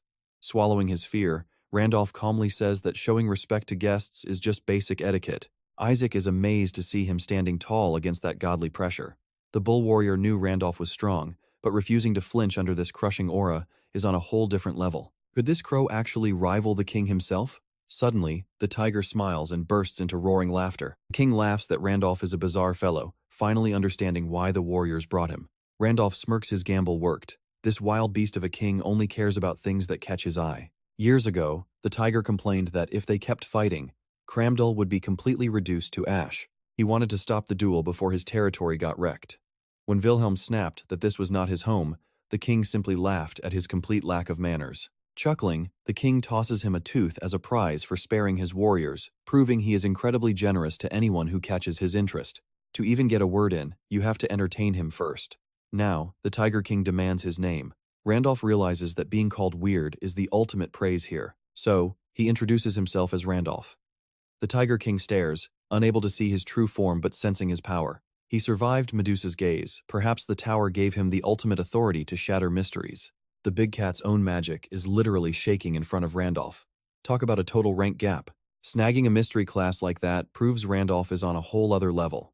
It doesn't guarantee he's stronger, but clearing a mythical trial makes him a literal cheat code. Honestly, the king can barely hold back his urge to throw hands. Randolph realizes this furry is about to lose his cool. He casually warns him that a fight would completely flatten Cramdell, so he should probably chill. The Tiger King agrees. Breaking his own backyard would be a bad look. He asks if Randolph cleared the Tower of Mysteries, but our guy just shrugs and says it was honestly nothing special. The king asks what went down on that hidden floor. Randolph immediately hits him with a capitalism check, asking if info is free. He needs a favor and wants the local ruler's full support. Tiger King scoffs that it is a total non-issue. Randolph can do whatever he wants since no local monster would dare mess with one of the 5 great warriors. Randolph makes it clear he is not looking to become a servant, but the Tiger King laughs it off. He explains that being a great warrior is not about serving it is a status equal to his own. They just show him some basic respect. Our guy notes that while they are weaker than the Tiger King, they are all level 12. Giving them all the same title keeps them from starting drama. Sure, that is the king's rosy spin on things, but those warriors basically act like whipped pets. The title is probably just a fancy recruitment scam to build his army, but hey, he cannot say no to free authority. The Tiger King officially welcomes this weird crow as the new pillar of Cramdell. Later, our main trio heads out to meet the Serpent Queen. She demands to know why this crow summoned her in private. Our guy plays it smooth. He asks the legendary Queen of the Lifeless for a little help finding something special. The Serpent Queen snaps that she has zero time for nonsense, but Randolph instantly drops a massive trump card, reminding her the Tiger King ordered cooperation. This makes her suspicious, asking why he is name-dropping the king just to find her. That is when Randolph drops the ultimate riz, saying that she was the only thing he was actually looking for. He says he has taken a massive liking to her. Isabella and Isaac are absolutely jaw-dropped while Randolph casually asks to visit her private sanctuary. The Serpent Queen is left totally flustered. She wonders if he is just another weird creep trying to claim her. She warns him not to get any funny ideas, but Randolph is just confused, asking what kind of nonsense she is spitting. He explains that he heard she is a true connoisseur of fine art. Since her sanctuary is rumored to hold some beautiful pieces, he is dying to check out her famous corpse collection. A quick flashback shows Andrew asking Randolph if he wants him to write up an indulgence. Randolph says yes, leaving Andrew wondering what he is going to do with it. Andrew wants to help, but rules are rules, and he cannot just hand it over. Randolph figured as much. Since it is a prime quest reward, there is no way he gets it for free. So he makes an offer. He will bring Andrew's daughter back. See, back in his old gaming days when he played this world as a character named Wilhelm, Andrew once begged him to purify his daughter, Andesar, who had turned into an eldritch monster. The purification worked, but she died immediately after, and then someone literally stole her corpse right out of the grave. After waking up in Wilhelm's body, he realized the Serpent Queen was the one who snatched her. Now, Randolph promises Andrew he will get her body back, no matter what. Obviously, he needs one indulgence to save her, and another one as his personal fee. One for her rescue, one for his wallet. Flash forward to the present, and the Serpent Queen is practically shaking with excitement. She gladly invites him inside, totally thrilled that she finally met another cultured art lover. Arriving at her creepy castle, she tells him to make himself at home, saying any monster with taste is welcome. Isaac is having a full-blown panic attack, complaining that they just survived the Tiger King, and now they are in a crazy lady's dungeon. He is basically speedrunning his worst nightmares in a single day, but Isabella tells him to just get used to it. Isaac complains that she is way too chill about this. She reminds him she has been serving the saint way longer and is second in command. By the way, Hudson is third, which leaves Isaac dead last. Our young cutter thought the Serpent Queen was just a total psycho who turned an entire city into a massive graveyard, but she is actually being pretty nice. And then she reveals her masterpiece. It is literally a tower made of severed human arms and a face mask made of actual skin. She coyly asks what they think, acting all humble about her proudest creations. She demands to know his honest thoughts, as a heavy, terrifying pressure fills the room. Isaac whispers about how absolutely disgusting this is, only for the queen to teleport right in front of his face. She cold stares him, asking if he is trashing her hard work. Isaac instantly folds, apologizing and reminding her that fighting is technically banned in this city. The Serpent Queen laughs, explaining she is basically equal to the Tiger King, so squashing him like a bug is totally allowed. If he thought some city bylaws would protect him, he is dead wrong. Randolph steps in to save his buddy, claiming true masterpiece art is always too complex for peasants to get. He dramatically adds that her work speaks directly to his soul. He tells her it is completely normal for an uncultured peasant to not understand her genius. He advises her to ignore the idiot and show off the rest. The Serpent Queen's eyes light up as she asks if he really means it, eagerly dragging him along while Isaac cowers. She shows them leather stitched from human skin, proudly bragging about how she managed to preserve the fresh blood color. As she leads them to the main event, Randolph asks what is behind the curtain. She giggles, saying it is still a work in progress, but he can sneak a peek. She pulls back the curtain to reveal a rare eldritch monster body she happened to find. She is trying to craft a Dullahan with this rare specimen, and Randolph realizes he has finally found Andasar. The queen sighs, complaining that this specimen is like an impossible prize that refused to stabilize. She can only sculpt clean, purified corpses, but this one is stuck in a permanent rage state. The moment she tries to touch it, the dark energy goes absolutely wild. That is why it is just a useless, pretty trophy, and she is starting to wonder why she even keeps it around. Randolph smoothly asks if she would mind just giving it to him since it is basically trash to her.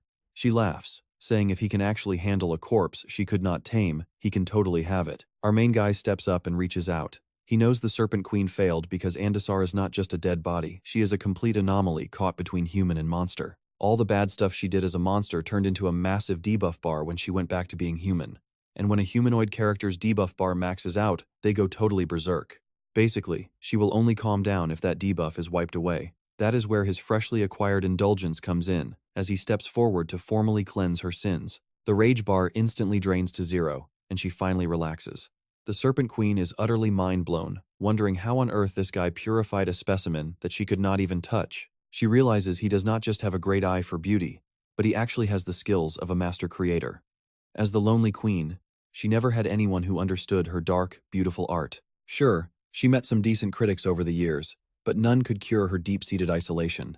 They could never truly share her artistic suffering or the joy of building something, and the thought of being alone forever used to terrify her. The lone crow stands before her, leaving her wondering why it only showed up now. Meanwhile, Randolph secures a piece of Andras's remains and gives the Serpent Queen a look of pure confusion, having absolutely no idea what she means. 1 month has passed since monsters invaded Earth and dimensional warriors showed up. Since then, a massive online community launched and quickly racked up over 1 billion views. These dimensional warriors spend all their free time replying to threads, sharing detailed step-by-step guides on how to handle incoming threats and survive monster attacks. It got so big that world governments actually started recommending the forum. With everyone terrified of what was coming next, these threads became their absolute only hope, a literal survival guide. Naturally, the guy behind it all is basically worshipped like a god. Known simply as the Master, he was active before the very first invasion, recruiting endless warriors to build the ultimate player faction. Armed with that kind of influence, he negotiates directly with top politicians and mega corporations. The man is a genius businessman, constantly scaling his online empire. Sitting among the council leaders, the God of War Master is also named one of the 8 heroes. Nearby, the Lightning Emperor Black Star asks if Gracia is back yet, while the 9-tailed fox notes they didn't fly to America for nothing. Ban he tells everyone to relax, since she vanishes without warning all the time anyway. Lucifer points out the real issue, Randolph, who they highly suspect is actually Wilhelm, has gone and wrecked the rankings yet again. Maxim asks if they're really just going to let this guy run completely wild. The Master says they'll handle him eventually. But first, they must prepare for the actual invasion. If the previous attacks were just dimensional scout parties, then the moment the rift fully opens, that is when the real war starts. Once it hits, humanity will finally realize that neither the cops nor the military can save them. The only ones who stand a chance are the players. People won't look to governments or corporations anymore. They will follow the players. The world is about to shift, with the collapse rate already at 9.1%. Once it hits 10, the first wall shatters. Back at the castle, the Serpent Queen demands to know what kind of magic he used. Randolph quietly notes that, unlike humans, monsters don't go into a frenzy. It makes sense, the worse a monster acts, the more its reputation grows, leaving no room for madness. He lets her know that digging into another fighter's secret techniques is strictly forbidden, though he might make an exception. Hearing this, the Serpent Queen urges him to think it over very carefully. Randolph says that as promised, he is taking this masterpiece with him, but he needs to find the missing head. Since he has to return a complete corpse, he asks where it went, pointing out that no true artist would throw away such high-quality material. The Queen sighs, explaining she wanted the full set too, but had no choice. By the time she tracked down the body, the head was already missing. She followed the residual energy straight to the basement of Cramdell, but had to turn back because getting inside was impossible. Randolph is shocked. Was it seriously off-limits even for her, one of Cramdell's literal pillars? She explains that nobody on the entire continent can actually force their way in except for the Star Guardians. But thanks to a non-aggression pact, she had no choice but to back off. Randolph wonders what they're up to, and she admits she doesn't know the details. It seems Cramdell's special hot springs are linked to the stars, but a unique grade mystery covers the place like a thick veil, keeping everyone far away from the star itself, so they sat back and waited. Eventually, The gate of Cramdell fell completely under the Star Guardian's control, which made the White King absolutely furious. But if the king is stepping so lightly, that non-aggression pact must be the real deal. She tells him it is a pity, but he needs to just forget about the head. Randolph, however, isn't planning on giving up so easily. Honestly, it is a pretty easy problem to solve if he just wipes out the competition. Remembering how he easily crushed the worm mystery, he tells her to let the White King know he is heading to Cramdell to clear out the intruders. A day later, in the deep underground of Cramdell, the Star Guardian Dramuth and the Phoenix stand waiting. Suddenly, a mysterious voice asks if the rumors are true, and if this guy can actually break through that Arcana veil. The voice demands to know how a corpse crow could pull off such a feat. If Dramuth is lying about this, the consequences will be brutal. Cut to a few hours earlier at the Central Hot Springs, where Dramuth calls the whole thing unbelievable. To him, the power to shapeshift into a monster is insane. He asks if Randolph is even human, and how the guy even figured out his exact hiding spot. Randolph explains he heard rumors of guardians lurking nearby and verified it with the administrators. Changing the subject, he asks why they gathered for a 33rd star when only 32 are supposed to exist. Dramuth nods, confirming that while 32 stars were made from Leah's shattered body, they suspect this mysterious newcomer actually belongs to Pina, the goddess of the sky. Because of this brand new 33rd star, the Guardians have been pulling guard shifts around the clock. Hearing this, Randolph recalls that she was the absolute youngest of the goddesses. The continent they live on is actually just a chunk of land the goddess Pina lifted into the sky when the original ground was swallowed by the abyss.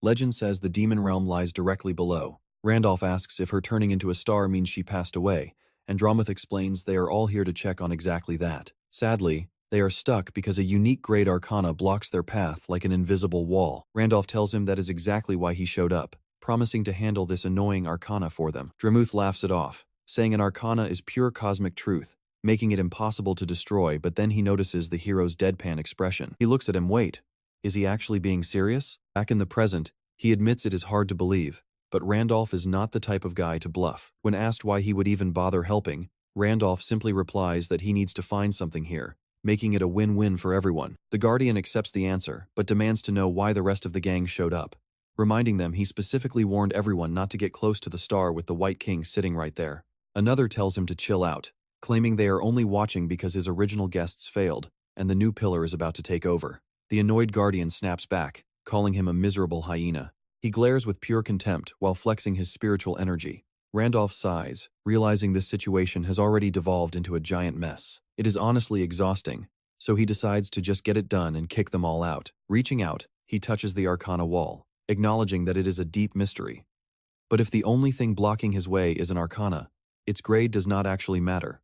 It won't stand a chance. Suddenly, the system warns him that breaking this first wall will trigger the main quest. This definitely raises a few red flags for him, but there is no turning back now. Slowly, the barrier begins to crack and shatter. The Tiger King grins, finding the whole show highly entertaining, while the Guardian turns around in complete shock. Everything explodes into tiny glowing shards before our flying protagonist. He has successfully shattered the first wall. Randolph notes that the annoying Arcana barrier is finally out of the way, so this must be the 33rd star everyone was making a fuss about. Now that he has tracked it down, he is curious about what this main quest actually entails, but an even bigger surprise is waiting. Out of nowhere, a heavily armored knight on horseback rides forward without a single trace of hesitation. The system alerts him that the collapse of Pangaea has hit 10%, prompting the knight to unleash its terrifying energy. The objective is simple: eliminate the boss of the dimensional rift. Standing before our heroes, the battle begins. Isabella quickly calls out to the saint, while the Serpent Queen asks if he is holding up all right. Randolph stares in disbelief. He was positive he killed this guy during the expedition to the demon realm. Yet here he is. It is Afram, the first king of hell and the Guardian. Afram smiles, noting that the star arcana that kept them suppressed has finally vanished. They must prepare to cross over because the dimensional rift will open the moment he claims Pina's heart.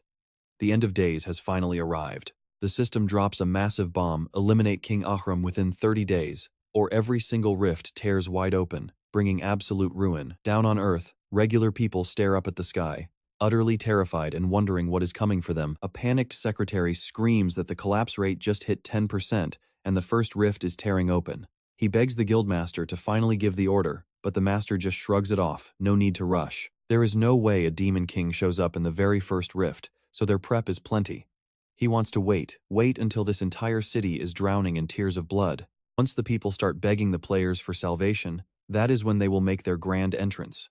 The world will belong to them. But wait, the system suddenly alerts everyone that the main quest is already underway, ticking up fast. The master loses his mind.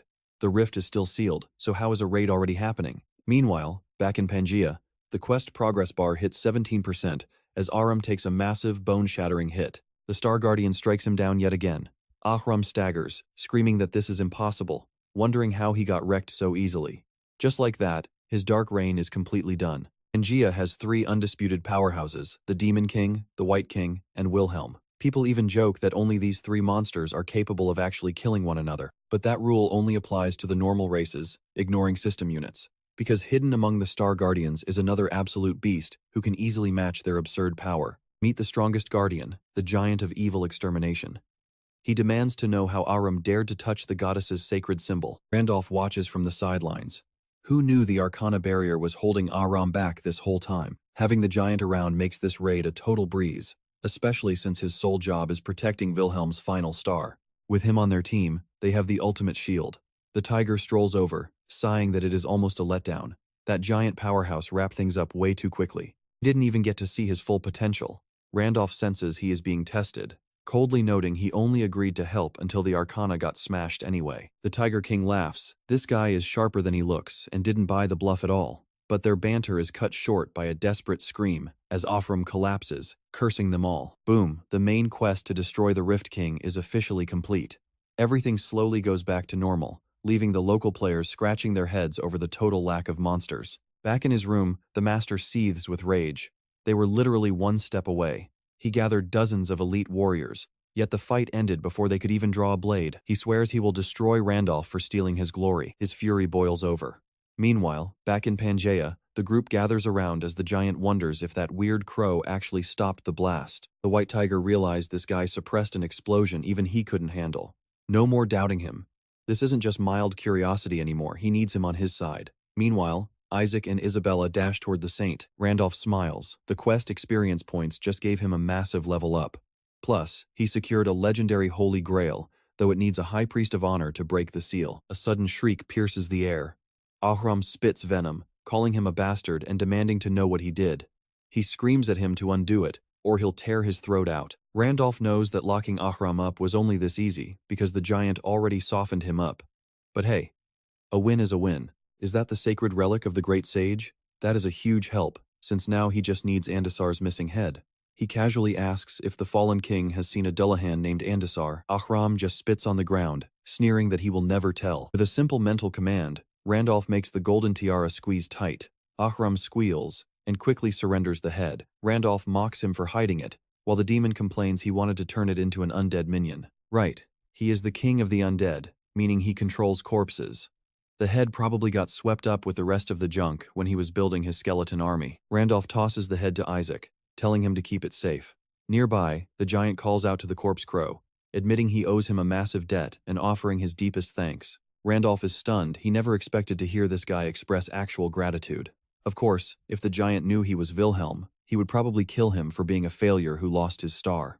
Keeping his identity a secret is definitely the smartest move. He shrugs it off, telling the giant to give him the star instead if he truly wants to settle the debt. The giant chuckles, saying that unlike the fool who lost the star originally, this crow is actually useful.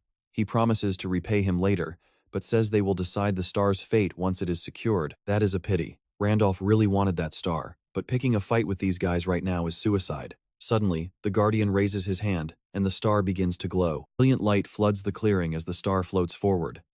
It pauses directly in front of Randolph, then shoots straight into his chest of its own accord. Ancient memories of his past life as Wilhelm rush back. He hears the Demon King sneer cornering him without a goddess's blessing was a fatal, arrogant mistake for a 5-star transcendent. Without divine power, Wilhelm could shatter his physical body, but never destroy his eternal essence. Seizing the opportunity, the Demon King claims Wilhelm as his new physical vessel, wrapping him in dark energy before throwing him into deep darkness. Rotten hands of the undead reach up for him.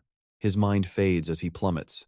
Yet, a soft voice whispers she never imagined he could grow this powerful without a goddess's blessing. If his body is completely consumed, it won't just be this world that falls, every single connected dimension will crumble into absolute dust. She pleads with the entity waiting beyond the dimensional rift. Trading her own life force for a brief, fleeting moment, She prays for him to return to this realm just one last time. He is enveloped by the goddess's fading light. Some warriors return driven by raw greed, some by ancient oaths, and others for personal vengeance. But they all find their way back eventually. Through it all, she still hopes that he, at least, truly loves Pangaea. With his dying breath, the Demon King curses Pina to rot.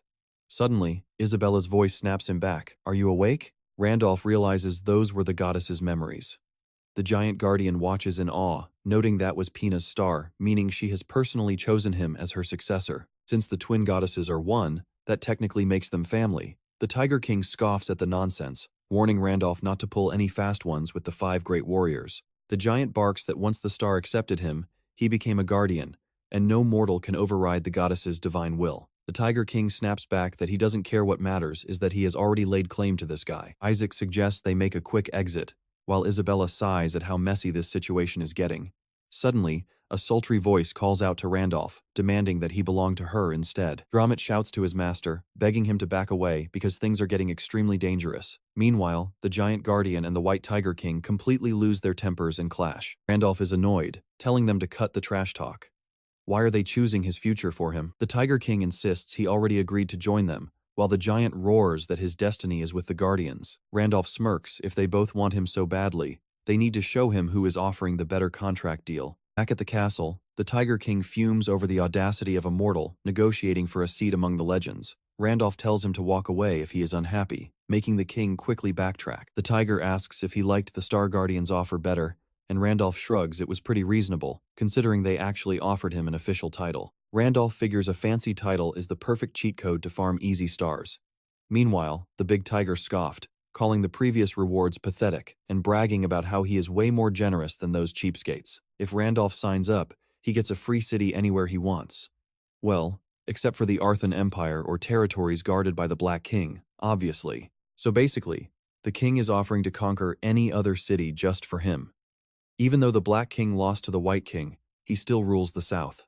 And past him lies the Arthan Empire, the biggest powerhouse on the map. Outside of those two giants, nobody can stop these beastly invaders. If Randolph says yes right now, he will basically have an unstoppable army at his beck and call. It is an insanely generous deal, proving how highly they value him. But there is a catch. It also means they see him as a massive potential threat, and this king has zero plans of letting him go. Randolph cracks a smile, knowing the talk is done. Hesitate now, and he loses their trust. So, he accepts the White King's massive proposal, and things start moving at lightning speed. The king formally crowns him a warrior, officially making him part of Cramdol. Sure, this is going to make things incredibly awkward with the Star Guardians, but that is a problem for tomorrow. At last, his main prize, Andasar's body, is handed over by the Serpent Queen herself. Now, it is time to pack up and return the body to Andrew. Randolph mentions they really did not need to personally escort him out, but the White King waves it off. He just hopes Randolph wraps up his personal business quickly so they can meet again soon. Randolph turns to leave, and the system immediately pings. He has earned the White King's stamp of approval, unlocking a high-tier teleport under the authority of the 5 great warriors. With a quick goodbye, his honor points shoot up, and just like that, he warps right into the middle of the desolate, ruined Garden of Knights. Isaac teases that Randolph is still human after all. Randolph just shrugs. Nothing has changed, and Isaac better not forget his promise to serve him for a full year. Hearing this, Isabella asks where he is keeping Aram, prompting Randolph to pull out a single strand of hair. He explains that he sealed him away because the guy was being way too loud, but kept him around because he is still useful. Speak of the devil. Their conversation cuts short as they arrive at the town. Walking back through the Garden of Knights, the vibe is completely off. Isabella notes that things look even worse than before, which is weird since Hudson was supposed to be working hard to rebuild. Then, Isaac spots it. Bodies, a row of executed townspeople hanging in the public square. They are all local civilians, and Randolph freezes in absolute shock. Talk about a complete punch to the gut. The brave knight he once sparred with is hanging there, and sweet Miss May met the exact same grim end. Everyone who stood by him is dead. Everyone is gone, leaving only Andrew weeping and praying on the ground. Randolph desperately asks what happened. Hearing his voice, Andrew turns around in tears, begging his brother to run away and hide before they find him too. Randolph grabs him and demands to know the truth. Who did this? Andrew shakes as he explains that the ruthless Kaiser mercenaries, led by a man named Maxim, completely raided the town. It turns out the local lord was deep in debt to Duke Cyan, and Maxim arrived as the Duke's heavy-handed representative. He threatened to seize the entire territory if they could not pay, but Hudson stepped up and offered to cover the debt himself. But Maxim just stared at them with pure, arrogant disgust. After all, he is one of the legendary 8 heroes. Visor asked why he was acting like this when they literally offered the cash, but Maxim just smirked. He claimed the Duke lent money to the Lord, not some random merchant, meaning the debt technically remained unpaid. Hudson was floored, asking how anyone could twist logic into something so utterly ridiculous. Visor immediately realized that Maxim's true goal from day one was a hostile land grab. Gripping his sword, he told the greedy thug to pack up his filthy trash and get out of their town. Every knight drew their blade alongside him. Visor spat that this land is a sacred memorial for true heroes who died protecting their families, not some cheap playground for a scumbag like him to defile. Maxim laughed, mocking them by asking when there became so many heroes. As far as he was concerned, nobody outside the legendary 8 counted. With a dark grin, he unleashed a suffocating wave of power. Back in the present, Andrew weeps, saying the entire battle was over before anyone could even process it. Even though the local knights and brave townspeople fought with everything they had, they stood absolutely zero chance. When the dust settled, the only reason anyone survived was because Hudson threw away his pride. He fell to his knees in front of Maxim, begging him to take whatever money he wanted and just stop the slaughter. Maxim scoffed, reminding him that the Duke does not care about money. But Hudson quickly clarified, offering a wild deal. He promised to double the entire payout if Maxim just gave him 30 more days. Maxim was amused, admitting it was a tempting offer.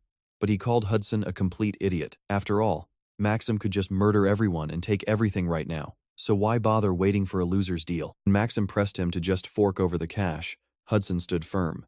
He told him he was a merchant, and while he is happy to pay for a solid transaction, he would rather die than give away his wealth for nothing. He just needed 30 days for their lord to return. 30 days of absolute peace, where no one would touch a single soul, especially Sarah Gentry. That was his one and only condition. Andrew begs his brother to tell him if these monsters are really the great heroes who supposedly protect humanity. But Randolph is not listening. He is absolutely consumed by a silent, white-hot fury. The inner star flares with intense light, sending his pulse racing. The unique heart of the Iron Monarch feeds on this pure wrath, keeping his anger burning because this insult deserves nothing less than a ruler's fury. Prepare yourselves, because this is where the kid gloves come off as we head to the massive fortress where the iron-blooded monarch's mission officially begins. Outside, a bored mercenary grumbles about his shift. His buddy sighs that orders are orders, hoping for a nice bonus. Suddenly, he spots a lone figure approaching. The guards squint, wondering what this random guy is doing. A guard barks at him to freeze, demanding to know who he is. Since no local would dare stroll up to their base, he asks what business he has snooping around. Randolph completely ignores the threat and simply asks where Maxim is. The mercenary chuckles, asking if the captain is a buddy of his, and sneers that he must have a major death wish to talk like that. But before he can even finish his sentence, Randolph slices his neck open. As the guard gurgles for help, Randolph keeps moving. The other mercenary screams, asking if he has any idea who they are messing with. Randolph coldly asks one last time where Maxim is. As a massive crowd of guards begins to swarm the courtyard, they yell for backup. An intruder is on the first floor. Kill him now. Randolph simply draws his sword and marches forward. He carves a bloody path through the crowd, slaughtering anyone who gets close. He effortlessly weaves past a bald mercenary's strike, shattering his face with a brutal punch. No matter how many soldiers rush him, they all drop like flies. More bodies, same story. Randolph keeps moving, his face a cold mask of pure rage as he ascends to the second floor. He surveys the grand hallway, completely ignoring a few ambushers creeping up from behind. As he steps forward, a bandit lunges with a massive axe, but Randolph cuts him down in a fraction of a second. The body is tossed aside, leaving just one terrified survivor. Shaking with fear, the man gets sliced in half. Another guard watches in absolute horror, screaming for his captain, but Randolph silences him permanently before he can finish the name. Right then, Maxim ambushes him from behind. He swings a deadly slash, but Randolph dodges, grabs him by the shirt, and brutally slams him into the hard ground. Without wasting a beat, Randolph points his blade downward and shoves it straight through the villain's mouth. Blood splatters everywhere, but somehow, Maxim is still breathing because of his dark, demonic worshipper passive trait. Unholy energy surges through his veins, blasting Randolph backward with an explosive force. Our hero crashes hard into the dirt, while Maxim slowly stands up, laughing about how Hudson's desperate delay tactic finally makes perfect sense. It turns out Randolph is the backup plan completely covered in blood. He looks at Maxim and demands to know his real motive. If this was only about gold, he could have quietly stolen it and slipped away. If he wanted land, he could have just conquered it. Instead, he tortured innocent people. Still, Maxim just sneers and asks why he even needs a motive. He cackles, declaring he needs no excuse to slaughter the weak. But if Randolph wants an explanation, here it is. Those pathetic losers dared to stand beside the 8 heroes and build monuments to themselves. Randolph warns him to stop calling cowards heroes, especially someone who ran away at the front gates. But Maxim counters that they are the only ones who actually know the truth. Maxim asks if Randolph is the ghost. He had a feeling that Rookie was actually him, fully awakened as a player. To make sure, Maxim activates level appraisal, revealing Randolph is only level 6. He thought Randolph would lay low to grind levels, not hunt him down first. Calling him an arrogant fool drunk on past glory, Maxim reaches out and grabs Randolph by the skull. He hurls him right through a stone wall, mocking how weak he has become. Then he lunges forward with a dagger, screaming that the price of arrogance is death, but Randolph easily dodges. Randolph asks if he is done yapping. Suddenly, a crushing pressure fills the air. Randolph tells him he should have just pocketed the gold and left, and he definitely should not have touched those people. Thanks to his absolute stupidity, the Kaiser mercenaries are all dying today. Maxim laughs, bragging that he locked Marquis Weiser and the others in the dungeons, and they might rot before Randolph can kill him. Randolph says that is not happening. Weiser is already safe, looking out the window. Randolph explains he sent highly trustworthy people to handle the rescue. He activates Star Pierce, which will flood his body with power for 70 seconds. He tells the fugitive Maxim that escaping is not an option. Back then, Maxim was just a totally average guy with a decent life. Extremely average. He was born, he worked, and he just kept drifting. Even if he died and disappeared, he was so completely ordinary that the world would not even notice his absence. That truth did not change inside the game. But then, he unexpectedly became a player. Maxim watches him, wondering what kind of power this is. There was no way a regular guy could survive actual battles or clear main quests while trapped in this world. But then, a demon appeared before him. It was a race locked in lore, a secret class unobtainable by normal users, an insanely lucky break that only one player could ever possess. The moment he snatched that opportunity, he became truly special and made a massive fortune. Then Wilhelm approached him, asking if he was the boss of the Kaiser mercenaries. He offered to hire him for a dangerous Demon Realm expedition, offering 1,200 gold coins as payment. Maxim noted that kind of money could buy 20 high-tier mercenaries, but Wilhelm shut him down. The gold is for him alone, because dragging mediocre trash along would only waste precious supplies. Wilhelm took his silence as a yes. Maxim felt like he was finally getting noticed by the strongest man on the server. Still, he wondered what would happen if they actually killed the Demon King. Would he stay a player, or go back to being a nobody? Back in reality, Maxim's body surges with terrifying demonic energy. He snarls, asking if a weakling really thinks he can escape from him. With a roar, he charges straight at Randolph. He lunges with massive fists, shattering windows from the sheer shockwave of his strike. Randolph pivots away, his ears bleeding from the pressure, but he swiftly retreats to gain distance. Maxim screams at him to know his place, as his dark energy forms into sharp spears. They rocket toward Randolph at insane speeds, forcing him to summon the supreme iron sword. He easily chops the spears to pieces. Instantly, he equips the boots of Hermes and Michaela's armor, activating a high-tier set effect that scales to his level, before popping his acceleration skill. He lets loose a blinding slash that cuts right through Maxim, taking out the monster's legs first. It struggles to counter, but Randolph is already closing the gap for the next strike. Maxim laughs off the damage, yelling that those weak cuts do not work on him. Before Randolph can react, massive demonic tentacles trap him, bursting out from the castle walls. Isaac stares in confusion, while a terrified Isabella calls out for the saint. Massive, spear-like tentacles spear the sky everywhere, and a heavily breathing Maxim smiles at his work. Maxim screams in frustration as Randolph somehow blocks every single strike. Randolph calmly explains that raw strength without feints or precision to target blind spots is completely useless against him. Maxim roars at him to shut up, claiming he was just buzzing around like a fly. Randolph retorts that he was only hesitating because he did not realize his opponent's level was this embarrassingly low. He grabs Maxim's head, asking if he has ever faced someone actually on his level. Maxim spits back, telling him to drop the attitude because he is not weaker than any of those top players. But Randolph just calls him weak and strikes again, carving him in half. He keeps slashing relentlessly, over and over, until Maxim is sliced down to a tiny, helpless fragment. Randolph pinpoints the glowing demonic heart. While Maxim panics, desperately trying to regenerate his body, Randolph impales the core on his sword, asking if this trashy power was really worth selling his soul for. Maxim begs him to wait, admitting he is lost. He desperately apologizes for his betrayal during the expedition, crying that he was just terrified of losing his newfound power. He pleads that since Randolph wasted so much time on a dead game, he must have been a nobody in the real world too. But Randolph snaps back, saying some lines cannot be crossed, and too many lives were lost. Maxim argues they were just fake, non-player characters, not real humans. But Randolph points out they were exactly like them, feeling pain and sorrow just the same. As fellow players who entered this world, they both know these beings are no longer just pixels.